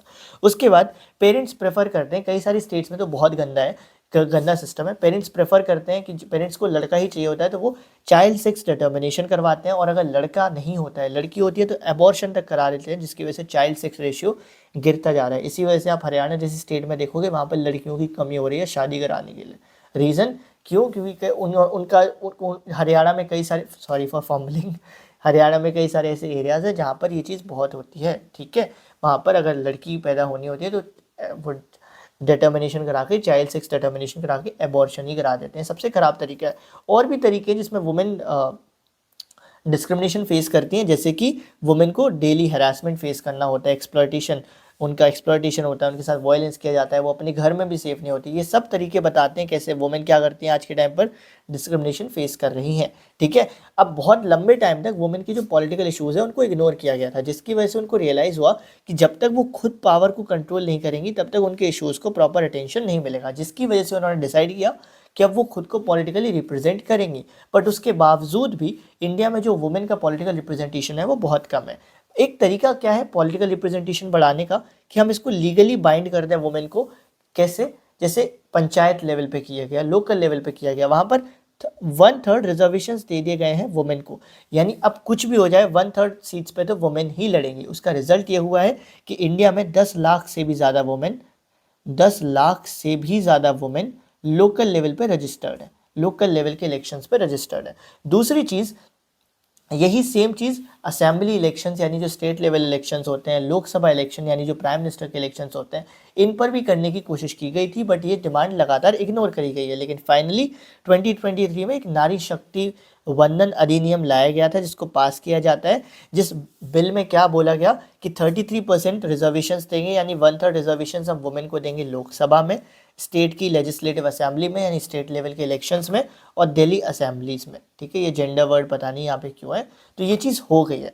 लेकिन अभी भी आपको इसका असर आपको पॉलिटिक्स में बहुत कम दिखता है, क्योंकि ये सब होने के बाद भी वुमेन का पॉलिटिकल रिप्रेजेंटेशन बहुत कम है, ठीक है। क्योंकि वुमेन पॉलिटिकली पार्टिसिपेट तो कर लेती हैं, लेकिन समाज में पार्टिसिपेट उनके हस्बैंड कर रहे होते हैं। आपने पंचायत देखी है, वहाँ पर प्रधान जी, भले पंचायत सीरीज अगर आपने देखी हो तो वहाँ पर प्रधान कौन है? एक वुमेन है, पर पूरा काम कौन कर रहा है? प्रधान पति कर रहा है, एक मेल कर रहा है। तो इस वजह से भी जो वुमेन है उनका पॉलिटिकल रिप्रेजेंटेशन ऑन पेपर तो बढ़ गया है, पर कई बार देखा गया है कि वो रियलिटी में उनका रिप्रेजेंटेशन इतना नहीं बढ़ा है, वो अपने लिए आवाज़ नहीं उठा रही। कई बार तो देखा जाता है कि कुछ स्टेट्स हैं जहाँ पर जो सीएम है वो वुमेन है, लेकिन फिर भी वहाँ पर वुमेन रिप्रेजेंटेशन पॉलिटिक्स में कम है, जबकि खुद एक वुमेन सीएम है, ठीक है।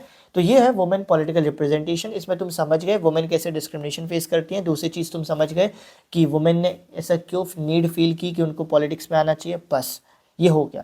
तो जेंडर और पॉलिटिक्स से तुम्हें रियलाइज़ क्या होता है? जेंडर और पॉलिटिक्स से तुम्हें एक चीज़ रियलाइज़ होती है कि जेंडर को फ़ायदा हुआ है, ठीक है। जेंडर को फ़ायदा हुआ है, ओवरऑल जो जेंडर पर्टिकुलरली फीमेल्स को फ़ायदा हुआ है पॉलिटिक्स की वजह से, पॉलिटिकल एरेना में आने की वजह से। उसके बाद आ जाते हैं रिलीजन, कम्युनलिज्म एंड पॉलिटिक्स पर। इसके बारे में पढ़ने से पहले आप कुछ ओपिनियन पढ़ो। जैसे गांधी जी कहते थे जो रिलीजन और पॉलिटिक्स है उनको सेपरेट नहीं कर सकते, but what he meant by religion से उनका मतलब हिंदू, मुस्लिम, सिख, ईसाई से नहीं था। रिलीजन से मतलब होता है हर धर्म में कई सारी अच्छी बातें सिखाई गई हैं, उन बातों से था। तो उनका मतलब रिलीजन से था उन सभी मोरल और एथिकल वैल्यूज़ से जो हर रिलीजन से हमें मिलती हैं, और उनका मानना था उन्हीं वैल्यूज़ के बेस पे पॉलिटिक्स होनी चाहिए। जैसे हम बोलते हैं ना कि श्री कृष्ण से हमें ये सीखने मिलता है, गीता से ये सीखने मिलता है। तो गांधी जी का मतलब था कि जो आपको श्री कृष्ण से या गीता से या रामायण से सीखने को मिलता है, उन्हीं सीख के बेसिस पे, उन्हीं लर्निंग के बेस पे पॉलिटिक्स को चलाया जाना चाहिए, ना कि जिस तरीके से आज के टाइम पर होता है। तो ये गांधी जी का पॉइंट ऑफ व्यू था when he said that politics and religion can not be separated.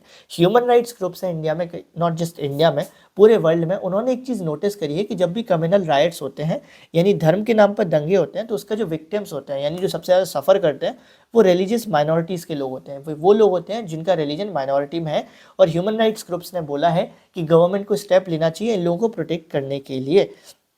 Women ने भी आर्ग्यू किया है, वुमेन ने भी ये बोला है कि जितनी भी फैमिली लॉज हैं, जितने भी रिलीजन में फैमिली लॉज है, ये सब वुमेन के साथ डिस्क्रिमिनेशन करते हैं और वुमेन को इतनी इंपॉर्टेंस नहीं देती जितनी देनी चाहिए। इसके लिए उन्होंने बोला है कि इन सभी फैमिली लॉज को चेंज करना चाहिए। अब कम्युनलिज्म क्या है उस पर आ जाते हैं। ये जितने भी तुमने ऊपर एग्जाम्पल देखे उसमें तुमने देखा कहीं ना कहीं रिलीजन का इन्वॉल्वमेंट था, लेकिन इन सब से कोई नेगेटिव असर नहीं पड़ रहा है सोसाइटी पर। एंड एक्चुअल में रिलीजन से बहुत अच्छा इफेक्ट भी हो सकता है सोसाइटी पर अगर हम रिलीजन को अच्छे तरीके से यूज़ करें पॉलिटिक्स में। कैसे? जैसे गांधी जी ने बोला है रिलीजन की अच्छी अच्छी बातों को पॉलिटिक्स में यूज़ करें, लेकिन ऐसा नहीं होता है। इंडिया में जो पॉलिटिक्स होती है उसको हम बोलते हैं कम्युनलिज्म। कम्युनलिज्म या कम्युनल पॉलिटिक्स का मतलब है रिलीजन को पॉलिटिक्स में यूज़ करना एक गलत इंटेंशन के साथ। गलत इंटेंशन का मतलब एक रिलीजन को दूसरे रिलीजन के खिलाफ भड़काना, उनको आपस में लड़वाना। तो कम्युनलिज्म या कम्युनल पॉलिटिक्स क्या होती है? Simply using religion and politics in a wrong way.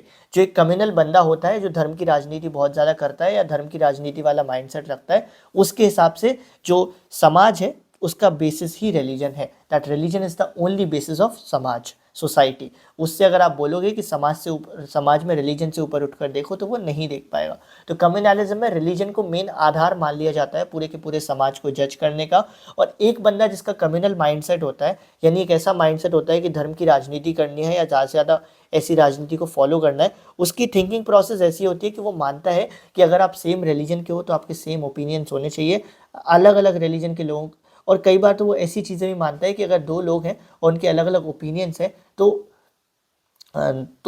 Sorry इसको मैं करेक्ट करूँगा। कई बार तो एक बंदा जो कम्युनल माइंडसेट रखता है यानी जो धर्म की राजनीति करना चाहता है या धर्म की राजनीति को फॉलो करता है, वो ऐसी चीज़ें भी सोचता है। इसमें मैं एक चीज़ को करेक्ट करूँगा कि जो लोग अलग अलग रिलीजन्स को फॉलो करते हैं वो उनकी सेम विचारधारा नहीं हो सकती। यानी अगर मुझे ये पसंद है तो दूसरे रिलीजन वाले को पसंद नहीं हो सकता। ये किसकी सोच होती है? एक ऐसे बंदे की जो कम्युनल माइंडसेट रखता है यानी धर्म की राजनीति करता है।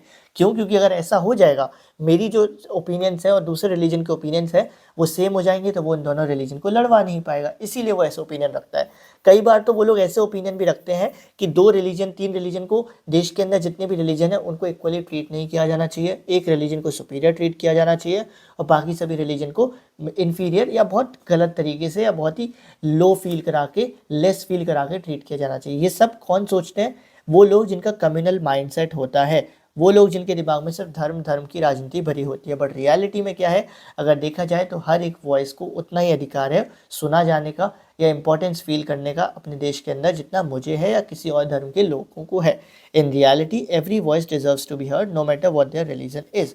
अब जो कम्युनलिज्म है it can take various form in politics. इसका मतलब ये है जो धर्म की राजनीति होती है उससे पॉलिटिक्स पर बहुत असर पड़ता है। कैसे असर पड़ता है वो हम जानते हैं, और जो धर्म की जो राजनीति उससे होती है उससे समाज पे भी बहुत असर पड़ता है, वो सब हम इसमें जानेंगे। जब बहुत ज़्यादा धर्म की राजनीति बढ़ जाती है तो उससे क्या असर होता है, उसी को हम बोलते हैं communalism can take various form in politics. Number one चीज़, हमारे एवरीडे बिलीव्स जो होते हैं रिलीजन के मामले में और दूसरी रिलीजियस कम्युनिटीज़ के बारे में वो बदलने लगते हैं। हम ये चीज़ नोटिस नहीं करते हैं, बट डेली जब हम धर्म के नाम पर राजनीति होते हुए देखते हैं तो हम उसको इग्नोर नहीं कर पाते और कहीं ना कहीं वो हमारे माइंडसेट को चेंज करने लगता है। हमारा माइंड बदल जाता है, हमारे बिलीव्स बदल जाते हैं दूसरे रिलीजन को लेकर। आज आप देखोगे, आप दूसरे रिलीजन ग्रुप को, दूसरे धर्म के लोगों को कहीं ना कहीं एक डर के साथ देखते हो या एक बुरी नज़र से देखते हो। तो ये चीज़ अपने आप नहीं हुई है, ये चीज़ करवाई गई है कम्युनलिज्म के थ्रू। ठीक है, इस कम्युनलिज्म धर्म की राजनीति के थ्रू। कम्युनलिज्म का सिंपल मतलब धर्म की राजनीति। दूसरी चीज़ क्या होती है, जब कम्युनलिज्म बहुत बढ़ जाता है, धर्म की राजनीति बहुत बढ़ जाती है, तो ऐसे में जो कम्युनल माइंडसेट वाले लोग होते हैं या जो नॉर्मल लोग भी होते हैं उनके दिमाग में ये इच्छा जागने लगती है कि क्या होना चाहिए, उनका रिलीजन डोमिनेट करना चाहिए दूसरे सभी रिलीजन के ऊपर। जिससे क्या होता है, देश में जो वीकर रिलीजन होते हैं उनको इन्फीरियर फील होने लगता है, उनको वीकर फील होने लगता है, जो बिल्कुल भी सही नहीं है देश में शांति बनाए रखने के लिए। ठीक है, तीसरी चीज़ क्या होती है, पॉलिटिकल मोबिलाइजेशन किया जाता है वोटर्स का रिलीजन के बेस पे। आपने देखा होगा धर्म के नाम पर वोट मांगे जाते हैं, पॉलिटिकल मोबिलाइजेशन का मतलब वोट मांगकर अपनी तरफ कर लेना, सिंपल सी मतलब है। तो पॉलिटिकल मोबिलाइजेशन होता है वोटर्स का on religious lines. Religious lines मतलब धर्म के नाम पर, धर्म के सिंबल यूज करके, धर्म के भगवान को यूज करके, धर्म के नारे यूज करके पॉलिटिकल मोबिलाइजेशन होता है, यानी वोटर्स को अट्रैक्ट किया जाता है अपने तरफ। इस तरीके से भी धर्म की राजनीति होती है और उसके असर पड़ता है। चौथा तरीका कम्युनलिज्म, वर्स्ट तरीका जिसको मैं मानता हूँ, communal riots, communal violence. India में पहले भी बहुत कम्युनल वायलेंस होते थे, धर्म के नाम पर लोगों को लड़वाते थे, जिससे समाज में बहुत अशांति फैलती थी, बिल्कुल पीस डिस्टर्ब रहती थी। आज भी ये होता है और इसको सबसे अगली फॉर्म माना जाता है कम्युनल राइट्स और मैसेकर। ठीक है, तो communalism can take various form in politics. जो धर्म की राजनीति है उसके क्या क्या असर पड़ सकते हैं समाज पर और खुद पॉलिटिक्स पर, वो चीज़ तुम समझ गए। ठीक है, अब लोगों को जो ये सारी चीज़ें पता थी, जो हमारे देश के जो बड़े बड़े लीडर्स थे उनको ये सारी चीज़ें पता थी कि आगे चलकर कम्युनलिज्म की वजह से ये बड़ी बड़ी प्रॉब्लम्स आने वाली हैं, जिसकी वजह से उन्होंने ऑलरेडी कुछ ऐसे कदम उठाए थे जिससे ये जो प्रॉब्लम्स हैं उनसे देश को बचा सके। जैसे उन्होंने इंडिया में सेक्युलरिज्म का मॉडल लाया था। कहाँ गया शब्द सेक्युलरिज्म? सेक्युलरिज्म का मॉडल लाया था या सेक्युलर स्टेट का मॉडल लाया था। ये मॉडल क्या कहता था कि इंडिया एक सेक्युलर कंट्री है, ठीक है, और इसके मेन फीचर्स क्या थे कि इंडिया का कोई भी ऑफिशियल रिलीजन नहीं है। जैसे कई सारे देश हैं, पाकिस्तान, उनका अपना ऑफिशियल रिलीजन है इस्लाम। इंडिया का कोई ऐसा रिलीजन नहीं है, क्योंकि हमारे देश में हर रिलीजन को इक्वल इंपॉर्टेंस और इक्वल रिस्पेक्ट दी जाती है। दूसरी चीज़ बोला गया था, हर सिटीजन के पास राइट है कि वो किसी भी रिलीजन को प्रैक्टिस कर सकता है, और साथ ही साथ अगर उसे किसी रिलीजन को ना प्रैक्टिस करना हो तो वो ये भी कर सकता है। यानी ज़रूरी नहीं कि रिलीजन प्रैक्टिस ही करना है तो अपने मन का कर लो, नहीं करना है तो भी चलेगा। यानी इंडिया में हर सिटीजन को ये राइट दिया गया है कि वो अपने मन का रिलीजन चुन के उसको प्रैक्टिस कर सकता है, और नहीं करना है तो बिल्कुल नहीं कर सकता है। तीसरी चीज़, इंडिया में कॉन्स्टिट्यूशन बोलता है कि किसी के साथ धर्म के नाम पर, रिलीजन के नाम पर डिस्क्रिमिनेशन नहीं होगा। It prohibits discrimination. चौथी चीज़, कॉन्स्टिट्यूशन गवर्नमेंट को बोलता है कि वो रिलीजन के मैटर्स के मामले में ये मेक श्योर करेगी कि हर एक ग्रुप इक्वल फील करे और उसको इक्वालिटी से ट्रीट किया जाए। सिंपल चीज़ है। ऐसे केस में हम बोल सकते हैं, माइक ऑन है, यस माइक ऑन है, ऐसे केस में हम बोल सकते हैं सेक्युलरिज्म हमें क्या करता है, कम्युनलिज्म से होने वाली प्रॉब्लम से बचाता है, और secularism is one of the foundation stones of our country. ठीक है, मूव ऑन करते हैं नेक्स्ट टॉपिक पे। उसके पहले थोड़ा सा पानी पी लेता हूँ, मुझे थोड़ी सी नींद आना शुरू हो चुकी है, बट वो नींद अपने आप भाग जाएगी। Once the video will end, नींद भागेगी। ठीक है,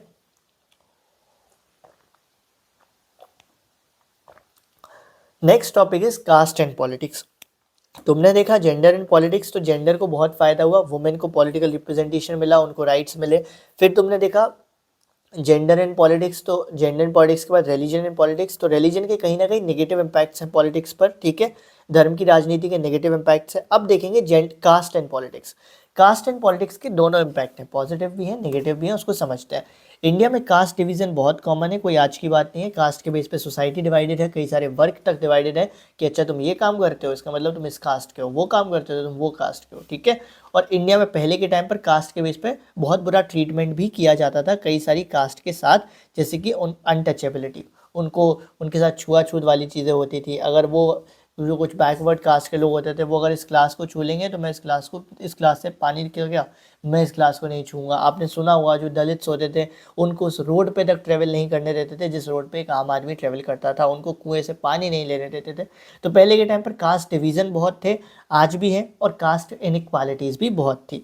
इसीलिए कई सारे जो लीडर्स थे जैसे कि महात्मा गांधी जी, ज्योतिबा फुले जी, अम्बेडकर जी, रामास्वामी नायकर जी, ये बात करते थे कि हमें एक ऐसी सोसाइटी बनानी है जहाँ पर कास्ट इनइक्वालिटी, तो क्या कास्ट ही एब्सेंट हो, कास्ट से कोई लेना देना ही ना हो। अब जैसे जैसे टाइम बीता है तो ये जो डिस्क्रिमिनेशन है या कास्ट हायरार्की है थोड़ी कम तो हुई है। जैसे अर्बन एरियाज़ में, किसी शहर में अब कोई फ़र्क नहीं पड़ता तुम्हारी कास्ट क्या है, तुम मेरे बगल में चल रहे हो मैं पूछूंगा मैंने ये चीज़ है। लेकिन रूरल एरियाज़ में उतनी ख़त्म नहीं हुई है। रूरल एरियाज़ में अभी भी कास्ट सिस्टम डोमिनेट करता है और लोग कास्ट को उतनी ही इंपॉर्टेंस देते हैं, उसके दम पे डिस्क्रिमिनेशन भी करते हैं। इसी का फ़ायदा पॉलिटिक्स में उठाया जाता है पॉलिटिकल पार्टीज़ के द्वारा। जैसे धर्म के नाम पर राजनीति करी जाती है, धर्म के लोगों को आपस में लड़वाया जाता है, ऐसे जाति के नाम पर, कास्ट के नाम पर भी राजनीति करी जाती है। अलग अलग ग्रुप्स को आपस में लड़वाया जाता है कि अच्छा ये जाति वो जाति आपस में लड़ेगी, इस तरीके से। ठीक है, होता क्या है, तो कास्टिज्म, आपने कम्युनलिज्म समझा, कम्युनलिज्म क्या कहता है, धर्म की राजनीति, कास्टिज्म कहता है जाति की राजनीति। इसमें ये मान लिया जाता है कि अगर आप सेम कास्ट के हो तो आपका सिमिलर आइडियोलॉजी होनी चाहिए, आपकी और अलग आइडियोलॉजी नहीं हो सकती। जैसे अगर मैं श्रीवास्तव हूँ तो सारे श्रीवास्तव को ये पसंद होना चाहिए, कोई ऐसा नहीं हो जो ये बोल दे कि हमें कांच का गिलास पसंद है। ये चीज़ मानी जाती है, ये चीज़ सही नहीं है पर ये चीज़ मान ली जाती है जब आप कास्टिज्म में बिलीव करते हो, जाति की राजनीति में बिलीव करते हो। ठीक है, ये आपको जाति वाली राजनीति बहुत देखने मिल जाएगी इंडिया में अलग अलग स्टेट्स के अंदर। धर्म की राजनीति होती है पूरे देश के लेवल पर, जाति की राजनीति होती है स्टेट लेवल पर, लोकल लेवल पर बहुत ज़्यादा। ठीक है, अब जो कास्ट है it can take various form in politics, यानी जो जाति है वो पॉलिटिक्स को बहुत तरीके से इन्फ्लुएंस करती है, पॉलिटिकल पार्टीज़ को बहुत तरीके से इन्फ्लुएंस करती है। जैसे आज के टाइम पे जब पार्टीज़ कैंडिडेट को सिलेक्ट करती हैं तो वो उस एरिया का कास्ट कंपोजिशन देख के सिलेक्ट करती हैं। मान लो किसी एरिया से श्रीवास्तव बहुत मेजॉरिटी में है तो कौन सा कैंडिडेट खड़ा किया जाएगा, श्रीवास्तव को ही खड़ा किया जाएगा। नंबर 2 चीज़, पॉलिटिकल पार्टीज और जो कैंडिडेट्स होते हैं जैसे धर्म के नाम पर वोट मांगते थे तो ऐसे ही कास्ट के नाम पर और कास्ट सेंटिमेंट्स के नाम पर वोट मांगते हैं। हर कास्ट के अपने भगवान होते हैं, उनके कुल देवता होते हैं, उनके नारेबाजी होती है, उनके अपने झंडे होते हैं। तो पॉलिटिकल पार्टीज इन सब चीज़ों का यूज़ करके, कास्ट सेंटिमेंट्स को यूज़ करके सपोर्ट मांगती हैं और वोट मांगते हैं। तीसरी चीज़, 1 पर्सन 1 वोट की वजह से क्या हुआ है, भले ही तुम अमीर हो गरीब हो किसी भी कास्ट के हो, तुम्हारा वोट इक्वल वैल्यू रखता है जितना किसी देश के सबसे अमीर आदमी का भी रखता है। जिसकी वजह से पॉलिटिकल पार्टीज आज के टाइम पर क्या करने लगी हैं, अलग अलग कास्ट को अपने साथ लाने की कोशिश कर रही हैं, उन सबके साथ मीटिंग्स करके, उन सबको लिए अच्छी अच्छी पॉलिसीज़ बनाकर, इसीलिए ये चीज़ बोली गई है। ठीक है, उसके बाद अगर आपसे मैं बोलूं कि आप कास्ट के दम पर इलेक्शन नहीं जीत सकते तो क्या ये बात सच है या गलत है? ये बात बिल्कुल सच है। कोई भी बंदा सिर्फ कास्ट के दम पर इलेक्शन नहीं जीत सकता, इसके पीछे कुछ लॉजिक्स हैं। वो लॉजिक क्या है, क्योंकि इंडिया में कोई भी ऐसी पार्लियामेंट्री कॉन्स्टिट्यूएंसी नहीं है, कोई भी ऐसी जगह नहीं है जहाँ पर एक कास्ट के लोग 100% में अवेलेबल हो। दूसरी चीज़, अगर 100% अवेलेबल होंगे तब भी आपको पूरे 100% वोट्स तो मिलेंगे नहीं। कोई भी पार्टी पूरे 100% वोट नहीं जीतती किसी एक कास्ट से। जब हम कहते हैं कि ये पार्टी का वोट बैंक है ये वाली कास्ट, इसका मतलब उस पार्टी के उस कास्ट के बहुत सारे लोग उस बंदे को वोट करेंगे, लेकिन सब वोट करें इट इज़ नॉट नेसेसरी। ठीक है, तो कोई भी पार्टी पूरे वोट नहीं जीतती किसी एक कास्ट से, इसीलिए कास्ट के दम पर इलेक्शन नहीं जीत सकते। इंडिया में ऐसा तो है नहीं आप ही सयान हो। जैसे मान लो किसी जगह पर श्रीवास्तव बहुत थे तो एक पार्टी ने अपना श्रीवास्तव कैंडिडेट खड़ा कर दिया, दूसरे ने भी वही कैंडिडेट खड़ा कर दिया, तो ऐसे में क्या होगा, वोट बैंक डिवाइड हो जाएगा। तो सिर्फ कास्ट के दम पर तो इलेक्शन नहीं जीत पाओगे। चौथी चीज़, इंडिया में रूलिंग MP MLAs जो होते हैं वो लगातार इलेक्शंस हारते रहते हैं। ऐसा तभी हो पाता है जब कास्ट के दम पर इलेक्शन नहीं जीत रहे, क्योंकि अगर कास्ट के दम पर इलेक्शन जीत रहे होते तो वो कभी इलेक्शन हारते नहीं, क्योंकि कास्ट तो हमेशा सेम ही रहने वाली है, वो कभी चेंज नहीं होगी। तो ये 4 लॉजिक्स हमें बताते हैं कि कास्ट के दम पर आप इलेक्शन नहीं जीत सकते, या politics is not just about caste. ठीक है, मूव ऑन करते हैं नेक्स्ट पे, that is politics and caste. तो अभी तुमने ये जो टॉपिक देखा था कास्ट एंड पॉलिटिक्स की, कास्ट के होने से पॉलिटिक्स पर क्या असर पड़ा है। अब तुम देखोगे पॉलिटिक्स के होने से कास्ट की वजह से कास्ट पर क्या असर पड़ा है। तो कास्ट और पॉलिटिक्स 2 वे रिलेशन शेयर करते हैं। 2 वे रिलेशन का मतलब पॉलिटिक्स की वजह से कास्ट को फायदा होता है, कास्ट की वजह से पॉलिटिक्स को फायदा होता है। क्या फायदे होते हैं अब तुम देखोगे, कास्ट को बहुत ज़्यादा फायदा ये हुआ है कि हर कास्ट ग्रुप अब आज के टाइम पर कोशिश करता है खुद को बड़े से बड़ा करने का, क्योंकि जितनी बड़ी कास्ट ग्रुप होगी आपकी, आप उतना ही ज़्यादा डोमिनेट कर पाओगे पॉलिटिक्स में, आप उतना ही ज़्यादा पार्टीज़ के पास बोल पाओगे और बोलोगे कि हमको ये डिमांड पूरी करानी है। तो उसकी वजह से आज क्या करते हैं, कास्ट पॉलिटिसाइज हुई है, कास्ट में राजनीति आई है और हर कास्ट ग्रुप कोशिश करता है खुद को बड़ा से बड़ा बनाने का। कैसे, अपनी छोटी छोटी सब कास्ट ग्रुप को अपने साथ लाकर, जिनको पहले वो वैल्यू तक नहीं देता था। जैसे सब कास्ट ग्रुप क्या होता है, जैसे हम कायस्थ है, मैं कोई और कास्ट नहीं ले रहा हूँ, पता नहीं कौन कहाँ ऑफेंड हो जाए इसलिए अपनी कास्ट ही ले रहा हूँ, वो तो मैं ही हूँ। तो हम कायस्थ हैं ओवरऑल। कायस्थ में भी अलग अलग कास्ट होते हैं, कोई श्रीवास्तव, कोई सक्सेना, कोई भटनागर, कोई कुलश्रेष्ठ। तो हम क्या करेंगे, हम इन सभी कास्ट को एक साथ लाएंगे और अपने पूरे कास्ट ग्रुप का एक बड़ा ग्रुप बनाएंगे, ताकि हम डोमिनेट कर पाएँ, हम मेजॉरिटी साबित कर पाएँ और सरकार में जो लोग हैं उन पर प्रेशर बनवा के अपनी बात मनवा पाएँ। तो ये तो एक चीज़ हो गई जो पॉलिटिक्स से फ़ायदा हुआ है। दूसरी चीज़ क्या हुई है जो मुझे बहुत पसंद आया, कि नए नए काइंड ऑफ कास्ट ग्रुप के बारे में बात होने लगी है। जैसे जो backward kind of caste group, जैसे जो दलित्स हैं, जिनके बारे में पहले बात नहीं होती थी, वो बात क्यों होने लगी है, क्योंकि पार्टीज अब इनके वोट चाहती हैं तो वो इनकी बात करती हैं। ठीक है, तो ये एक बहुत अच्छी चीज़ मुझे लगी। तीसरी चीज़, कई सारे कास्ट ग्रुप आपस में कोलिशन में आने लगे हैं। कोलिशन यानी कि गठबंधन करने लगे हैं। जैसे मैं हूँ और आपकी कोई कास्ट है, मुझे नहीं पता आपकी क्या कास्ट है, लेकिन हम क्या करेंगे, हम साथ में आ जाएंगे ताकि हम एक बिगर यूनिट बना सके अपनी दोनों की मिला के एक कास्ट की। इस तरीके से क्या होगा, हम लोग ज़्यादा हो जाएंगे नंबर में, और डेमोक्रेसी में जो लोग ज़्यादा होते हैं नंबर में, जनरली उनकी बात तो सुनी ही जाती है, ठीक है। तो हम कह सकते हैं जो कास्ट है वो पॉजिटिव रोल भी प्ले करता है, नेगेटिव रोल भी प्ले करता है। कास्ट कैसे पॉजिटिव रोल प्ले करता है? कास्ट को पॉलिटिक्स में सही तरीके से यूज़ किया जाए तो बैकवर्ड ग्रुप्स की बात होगी, दलित्स की बात होगी, जिनकी बात एक्चुअल में होनी चाहिए, जिनको हमने बहुत सताया गया है पुराने समय में। और नेगेटिव रोल कैसे प्ले करता है? तो बेसिकली अगर आप जैसे धर्म में होता है ना कि एक ही धर्म को बहुत भाव दे देते हो तो उससे बाकी धर्म को बुरा फील होता है, ऐसी जाति में भी होता है। वही नेगेटिव इम्पैक्ट है, जब आप किसी एक कास्ट को बहुत स्पेशल अटेंशन दे देते हो तो उससे बाकी कास्ट को इन्फीरियर फील होता है, ठीक है। मूव ऑन करते हैं नेक्स्ट चैप्टर पे। ये चीज़ मुझे लगता है तुम्हें समझ में आ गई होगी। अगर नहीं समझ में आई है तो शॉर्ट्स में जाकर एक बार चेक कर लो, उसमें बड़े प्यार तरीके से समझाया हुआ है, 1 मिनट की वीडियो होगी, ठीक है। मूव ऑन करते हैं next chapter, that is political parties. पानी पी लूँ थोड़ा सा, ठीक है। थोड़ी सी नींद भी आ रही है मेरे को, तो मुझे लगता है तुमको आंखों में दिख रहा होगा मेरी।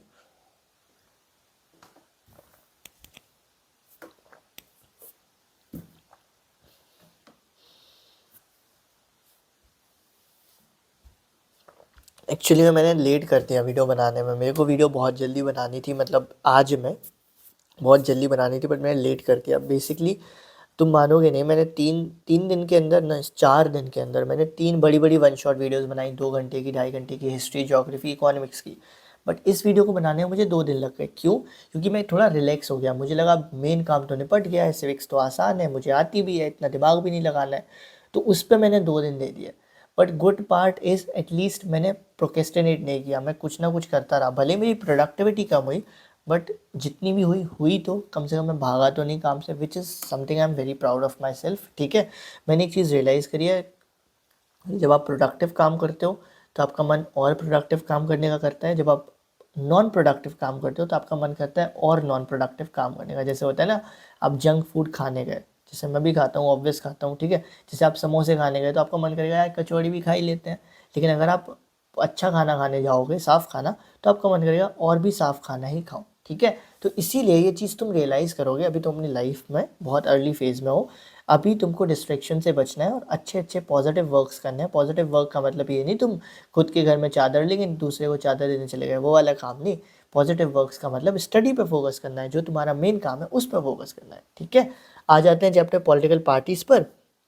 पॉलिटिकल पार्टी क्या होती है? They are a group of people जो साथ में मिलकर इलेक्शन लड़ते हैं और कोशिश करते हैं सरकार बनाने की। एक पॉलिटिकल पार्टी क्या करती है?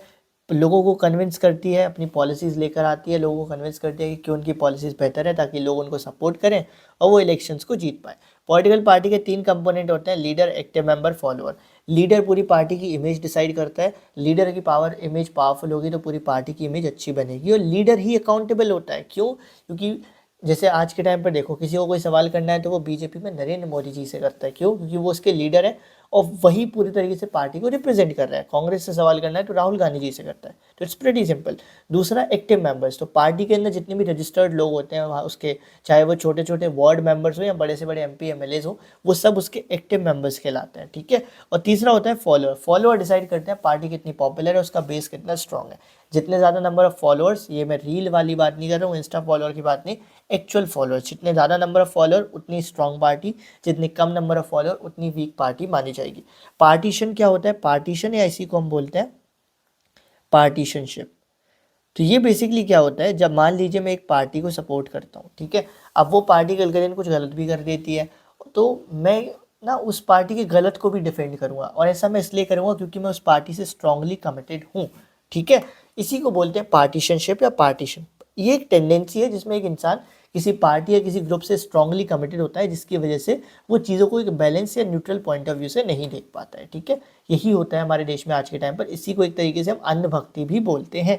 बहुत ज़्यादा कॉमन है ये चीज़ देश में कि हम न्यूट्रल को न्यूट्रल नहीं देखते, सही को सही नहीं देखते, गलत को गलत नहीं देखते। हम ये देखते हैं कि वो हमारी जो पार्टी है उसके सपोर्ट में या खिलाफ में, बस, ठीक। पॉलिटिकल पार्टीज़ के फंक्शंस क्या होते हैं? सबसे पहला, पार्टीज इलेक्शंस लड़ती हैं। नंबर 2 फंक्शन, पार्टीज अलग अलग पॉलिसी और प्रोग्राम्स बनाती हैं और वोटर्स उन पॉलिसी प्रोग्राम्स को देखते हैं और फिर चुनते हैं कि उनको कौन सी पार्टी को जिताना है।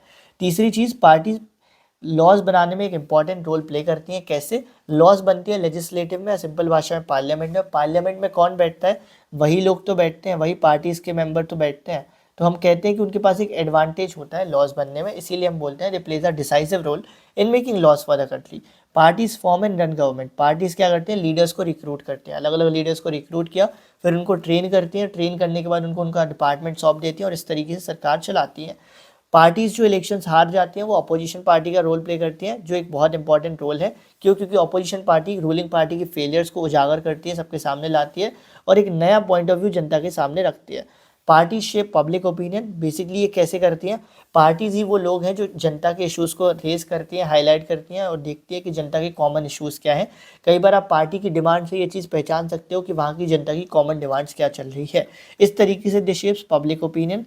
पार्टीज जो है लोगों को एक्सेस प्रोवाइड करती हैं government mission machinery and welfare schemes पर। बेसिकली जैसे कि क्या होता है, अगर आप किसी डीएम के पास जाओगे तो डीएम को अप्रोच करना इज बिट डिफिकल्ट, बट अपने एरिया के छोटे मोटे वार्ड मेंबर को अप्रोच करना इज ईजी।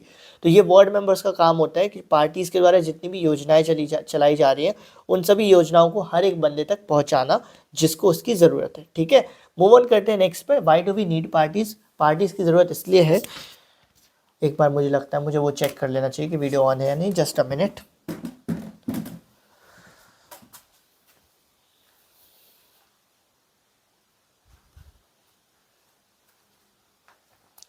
तो पार्टीज़ की ज़रूरत इसलिए है क्योंकि अगर पार्टीज़ नहीं होगी, ये चीज़ तुमको क्लियर दिख भी रही होगी, ठीक है, क्योंकि अगर पार्टीज़ नहीं होगी, if there would be no parties, तो हर कैंडिडेट इलेक्शन में क्या हो जाएगा, इंडिपेंडेंट हो जाएगा और ऐसे में वो सिर्फ अपने एरिया की रिस्पॉन्सिबिलिटी लेगा जिससे वो इलेक्शन लड़ रहा है, और कोई भी पूरे देश में क्या हो रहा है उसकी रिस्पॉन्सिबिलिटी और अकाउंटेबिलिटी नहीं लेगा, जिससे कंट्री का सिस्टम कोलैप्स हो जाएगा। That's why we need party. In fact ये बोला जाता है जितनी ज़्यादा पॉलिटिकल पार्टीज़ होंगी उतना ही बेहतर होगा डेमोक्रेसी के लिए। ठीक है, rise of political parties directly link to the emergence of representative democracy. कितनी पार्टीज होनी चाहिए, कितनी पार्टीज होनी चाहिए डिपेंड करता है देश के नेचर पर, देश के हिस्टोरिकल बैकग्राउंड, सोशल बैकग्राउंड पर। अलग अलग देश में अलग अलग पार्टी सिस्टम चलता है। जैसे चाइना में एक पार्टी सिस्टम चलता है, वन पार्टी सिस्टम, जिसमें वहाँ पर सिर्फ एक ही पार्टी है, वही इलेक्शन लड़ती है, वही जीतती है। जब एक ही बंदा दौड़ेगा तो वो तो ऑब्वियस फर्स्ट आ जाएगा। वहाँ पर वो पार्टी कौन सी है, कम्युनिस्ट पार्टी। ठीक है, तो चाइना में ये वन पार्टी सिस्टम फॉलो होता है क्योंकि वहाँ के लोग कंफर्टेबल है इससे, वहाँ की हिस्ट्री ऐसी है कि वहाँ के लोग कंफर्टेबल है। दूसरा होता है टू पार्टी सिस्टम। इसमें क्या होता है, जैसे यूएसए है, वहाँ पर भले ही दो या दो से ज़्यादा पार्टीज होंगी, लेकिन जो इलेक्शन जीतते हैं वो सिर्फ दो ही पार्टी जीतते हैं, या तो ए या तो बी। जैसे यूएसए में दो पार्टीज हैं, रिपब्लिक और डेमोक्रेटिक। इलेक्शंस होते हैं या तो रिपब्लिक या डेमोक्रेटिक, भले ही वहाँ तो 100 पार्टीज हों, लेकिन सिर्फ दो का ही सीरियस चांस ऑफ विनिंग होता है। ठीक है, only two main parties have a serious chance of win election, USA. फिर आता है मल्टी पार्टी सिस्टम, जहाँ पर मल्टी पार्टीज पार्टिसिपेट करती हैं और उनके सीरियस चांस होते हैं इलेक्शंस को जीतने के, जैसे इंडिया में हो रखे हैं। ठीक है, तो कितनी पार्टीज होनी चाहिए डिपेंड करता है कंप्लीटली कंट्री के सोशल हिस्टोरिकल बैकग्राउंड पर।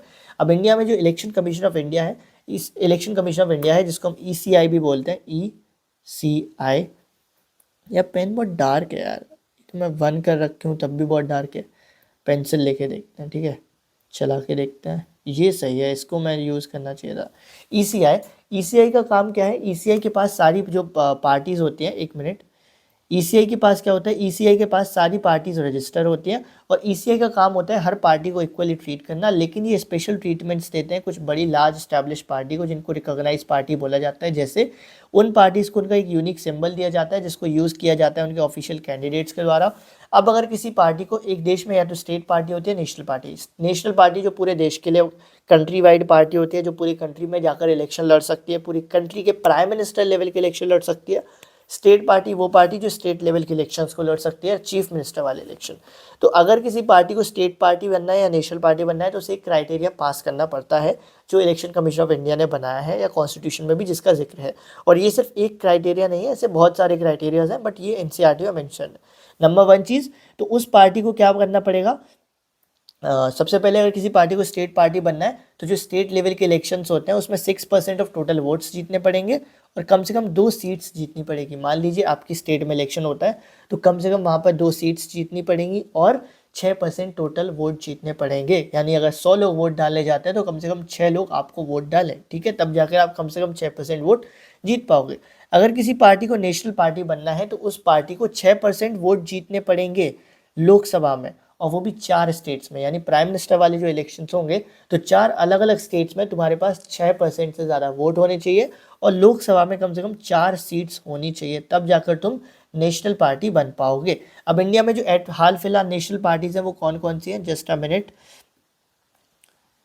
पेन बदलने दो यार, अच्छा पेन लेने दो, शायद इसी से थोड़ी सी एनर्जी आ जाए। ठीक है, आम आदमी पार्टी। आम आदमी पार्टी एक नेशनल पार्टी है, इसको फाउंड किया गया था 26 जनवरी 2012 को after anti corruption movement. Anti corruption movement 2011 में हुआ था जिसको अन्ना हजारे ने किया था। ठीक है, इसकी आइडियोलॉजी है क्लीन एडमिनिस्ट्रेशन, यानी साफ सुथरे तरीके से काम करना। साफ सुथरे तरीके से मतलब ट्रांसपेरेंसी रखना, करप्शन नहीं करना, अच्छे तरीके से सरकार चलाना।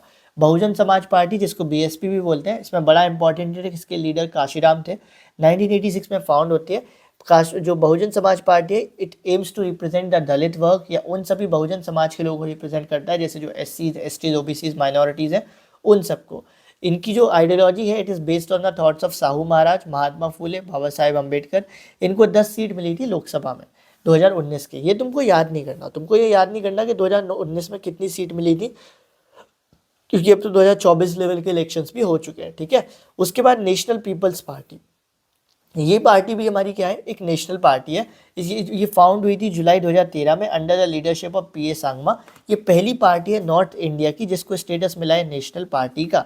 इनकी आइडियोलॉजी क्या है, सबके लिए एजुकेशन और सबके लिए एम्प्लॉयमेंट और सबका एम्पावरमेंट, एक तरीके सबका साथ सबका हर प्रकार से विकास। ठीक है, उसके बाद Bharatiya Janata party. Bharatiya Janata party India में अभी रूलिंग पार्टी है। ठीक है, BJP जिनको बोलते हैं। ये 1980 में फॉर्म हुई थी जब भारतीय जनसंघ को रिवाइव किया गया था। भारतीय जनसंघ क्या था, ये बेसिकली भारतीय जनसंघ को बनाया था श्यामा प्रसाद मुखर्जी ने 1951 में। तो भारतीय जनसंघ को रिवाइव करके 1980 में भारतीय जनता पार्टी बनी थी। इनकी जो आइडियोलॉजी है उसका एक बहुत इंपॉर्टेंट पार्ट है हिंदुत्व।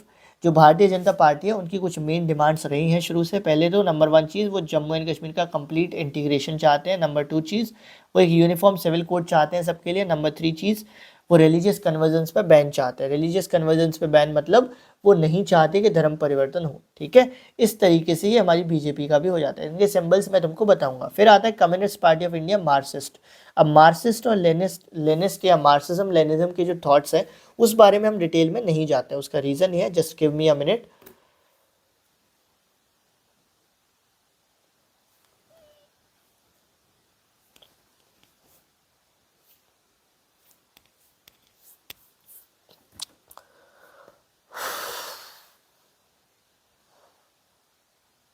मैं ट्राई कर रहा था बट मुझे ऐसा लगा कि जैसे मैं सोते सोते जा रहा हूँ, मैं बोलता जा रहा हूँ, तो इसीलिए मैंने थोड़ा सा ब्रेक लिया है। कम्युनिस्ट पार्टी ऑफ इंडिया जो होती है, जिसको कम्युनिस्ट पार्टी ऑफ CPIM भी बोलते हैं, इनकी आइडियोलॉजी बेस्ड है मार्क्सिज्म और लेनिज्म के थॉट्स पे। ये लोग सोशलिज्म सेक्युलरिज्म को सपोर्ट करते हैं। ये थोड़ी ऐसी चीज़ें हैं जो फैक्चुअल है, थोड़ा सा रटना पड़ सकता है आपको, तो उसको थोड़ा सा देख लेना। ठीक है, ये 1964 में फाउंड हुई थी। इनकी खास बात यह है, लोग वेस्ट बंगाल में पावर में रहते हैं फॉर 34 ईयर्स विदाउट ब्रेक। उसके बाद आता है इंडियन नेशनल कांग्रेस। ये most old, one of the oldest party है, जिसको 1885 में फाउंड किया गया था। ये एक सेंट्रिस्ट पार्टी है। बेसिकली 2 प्रकार की आइडियोलॉजीज होती हैं। आप ट्विटर पे देखते होगे कि ये लेफ्ट विंग है, राइट विंग है, तो ये सेंट्रल विंग है। ये ना लेफ्ट वाले हैं ना राइट वाले हैं, इनकी सेंट्रिस्ट पार्टी है और ये वेलफेयर चाहते हैं फॉर द वीकर सेक्शंस और ये सेक्युलरिज्म को सपोर्ट करता है। 52 सीट्स लोकसभा में। ये सिंबल किसका है, BJP का सिंबल है। ये कांग्रेस का सिंबल है। ये BSP का सिंबल है। बाकी सब तो लिखा ही हुआ है, तुमको इन सबको खाली रिवाइज कर लेना है। उसके बाद आ जाते हैं चैलेंजेस ऑफ पॉलिटिकल पार्टीज। सबसे पहला चैलेंज है lack of internal democracy within the parties. Lack of internal democracy का मतलब पार्टी के अंदर ही डेमोक्रेसी की कमी है। कैसे, पार्टीज अपने मेंबरशिप को रजिस्टर करके नहीं रखती, रेगुलर मीटिंग्स नहीं करती और इंटरनल इलेक्शंस भी नहीं कराती। जो पार्टी अगर अपने अंदर इलेक्शन नहीं करा रही है, उससे आप एक्सपेक्ट कर सकते हो कि वो फ्री एंड फेयर इलेक्शन करेगी डेमोक्रेसी के अंदर, ऑब्वियस है। तो पार्टी क्या कर रही है, अपने अंदर इलेक्शंस नहीं करा रही हैं, अपने मेंबर्स को रजिस्टर नहीं कर रही हैं, रेगुलर मीटिंग्स नहीं कर रही हैं। जो ऑर्डिनरी मेंबर्स है पार्टी के, उनको मौका ही नहीं मिल पा रहा है कि वो इन्फॉर्मेशन ले पाएँ कि उनकी पार्टी में क्या चल रहा है और डिसीजन मेकिंग में हेल्प कर पाएँ। ठीक है, फिर आता है दूसरा डायनेस्टिक सक्सेशन का चैलेंज, दैट इज़ वंशवाद का चैलेंज। हर पार्टी में हो रखा है। ज़्यादा जो टॉप पोजीशंस हैं किसी भी पार्टी की, वो एक फैमिली के मेंबर के द्वारा, उनके क्लोज वंस के द्वारा ही ऑक्यूपाई करी रहती हैं। और ये सिर्फ कांग्रेस में नहीं, BJP में नहीं, जितनी पार्टी है सब में तुम्हें ये चीज़ देखने को मिलेगा। ये डायनेस्टिक सक्सेशन अनफेयर इसलिए है क्योंकि इसकी वजह से क्या होता है, कई सारे जो डिजर्विंग मेंबर्स होते हैं उनको मौका नहीं मिल पाता डेमोक्रेसी में, उनको मौका नहीं मिल पाता सरकार में आने में। तीसरा, growing role of money in muscle power. Party आज के टाइम पर खाली इलेक्शन जीतना चाहती है, जिसकी वजह से वो शॉर्टकट्स यूज़ करती हैं। शॉर्टकट्स जैसे कि वो उन लोगों को नॉमिनेट करते हैं जिनके पास ज़्यादा पैसा है या जो कहीं से ज़्यादा पैसा जुगाड़ कर सकते हैं। वो पार्टी से कई बार, वो कंपनी से कई बार पैसे ले लेती हैं, जो कंपनीज बाद में क्या करती हैं, फिर उन पर प्रेशर बनाती हैं, अपने हिसाब से उनको चलाती हैं। कई बार तो ये जो पार्टीज होती हैं क्रिमिनल्स को भी सपोर्ट कर देती हैं इलेक्शन जितवाने के लिए, और ये होता भी इंडिया में बहुत होता है। ठीक है, उसके बाद आता है चैलेंज। एक और चैलेंज क्या है, parties are not offering meaningful choice. Meaningful choice का मतलब, मान लो तुम एक सामान लेने जाते हो, तुम्हारे सामने ये, अब ड्राइंग बनाने की बात आ गई, गलती से मैंने काय को ऐसा एग्जाम्पल लिया। ये दो आम है, मैं तुमको बोलूँ ये वाला आम लोगे या ये वाला, तो तुम बोलोगे कोई सा भी दे दो, दोनों एक से ही है। यही पार्टीज हो चुकी हैं आज के टाइम पर, सारी पार्टीज एक से हो चुकी हैं, सब धर्म के नाम पर लड़ रहे हैं, सब कुछ काम नहीं कर रहे, इसीलिए हम उनको बोलते हैं that they are not offering meaningful choice. In order to offer meaningful choice, अगर किसी पार्टी को मीनिंगफुल चॉइस ऑफर करनी है, यानी कुछ अलग करना है, तो ऐसे में उसको अपनी आइडियोलॉजी भी अलग करनी पड़ेगी, काम भी अलग करने पड़ेंगे, जो चीज़ नहीं हो रही है आज के टाइम पर। लो सबकी आइडियोलॉजी सेम हो गई है, धर्म के नाम पर लड़वाओ, वोट पकड़ो, बस आगे बढ़ जाओ। ठीक है, अब हाउ कैन पार्टीज भी रिफॉर्म, पार्टीज को रिफॉर्म करने के लिए अलग अलग टाइम पर एफर्ट्स लिए गए, कई सारे सजेशंस भी हैं। एफर्ट्स क्या लिए गए थे, डिफेक्शन को रोकने के लिए। डिफेक्शन का मतलब होता है जब एक एमपी या एमएलए अपनी पार्टी छोड़कर दूसरी पार्टी में चला जाता है, किसी भी लालच के चक्कर में, पैसे के चक्कर में, या रिवॉर्ड के चक्कर में, या कोई मिनिस्टर बनने के चक्कर में। तो इसको रोकने के लिए एंटी डिफेक्शन लॉ लाई गई थी, जो ये कहती थी कि अगर कोई एमएलए या एमपी अपनी पार्टी बदलता है, तो वो जिस भी सीट से इलेक्शन जीतता है उस सीट को वो खो देगा। इसके होने के बाद भी आज भी आप देखते हो कितने लोग पार्टीज बदल लेते हैं। दूसरी चीज़, सुप्रीम कोर्ट ने एक ऑर्डर पास किया था जिसमें बोला था कि जो भी बंदा इलेक्शन में खड़ा हो रहा है उसको एक एफिडेविट सबमिट करना ज़रूरी है। एफिडेविट एक लीगल पेपर है जिसमें उसे बताना होगा उसके खिलाफ कितनी प्रॉपर्टी है और कितने क्रिमिनल केसेस हैं। बट प्रॉब्लम इज, कोई भी एक इंस्टीट्यूशन नहीं था, या कोई भी एक तरीका नहीं था, कोई भी एक सिस्टम नहीं था जिसकी मदद से हम एक क्रॉस चेक कर सकें कि जो इन्फॉर्मेशन प्रोवाइड करी गई है वो सही है या गलत है। तीसरी चीज़, इलेक्शन कमीशन एक ऑर्डर पास करती है कि रेगुलर बेसिस पे इनकम टैक्स रिटर्न फाइल करो और ऑर्गेनाइजेशनल इलेक्शन करो। अब ये सब जो स्टेप है जो इलेक्शन कमीशन ने बोले, ये लिए तो जाते हैं पर मेयर फॉर्मेलिटी की तरह लिए जाता है, तो कोई सेंस नहीं है इन सबका। ठीक है, उसके बाद और क्या तरीके हैं पार्टीज़ को रिफॉर्म करने के सजेशंस। एक तो ये है कि पार्टी के अंदर एक प्रॉपर लॉ बननी चाहिए जो डिसाइड करेगी कि पार्टी को कैसे चलाना है। पार्टी का अपना खुद का एक कॉन्स्टिट्यूशन होना चाहिए for to tell its working. Party के जो मेंबर्स हैं वो रजिस्टर्ड हो, उनका एक प्रॉपर रजिस्टर मेंटेन किया जा रहा हो। पार्टी अपना कॉन्स्टिट्यूशन फॉलो करे, एक इंडिपेंडेंट अथॉरिटी रखे। अब नींद नहीं आ रही है, मैं थोड़ा सा ध्यान कर रहा हूँ।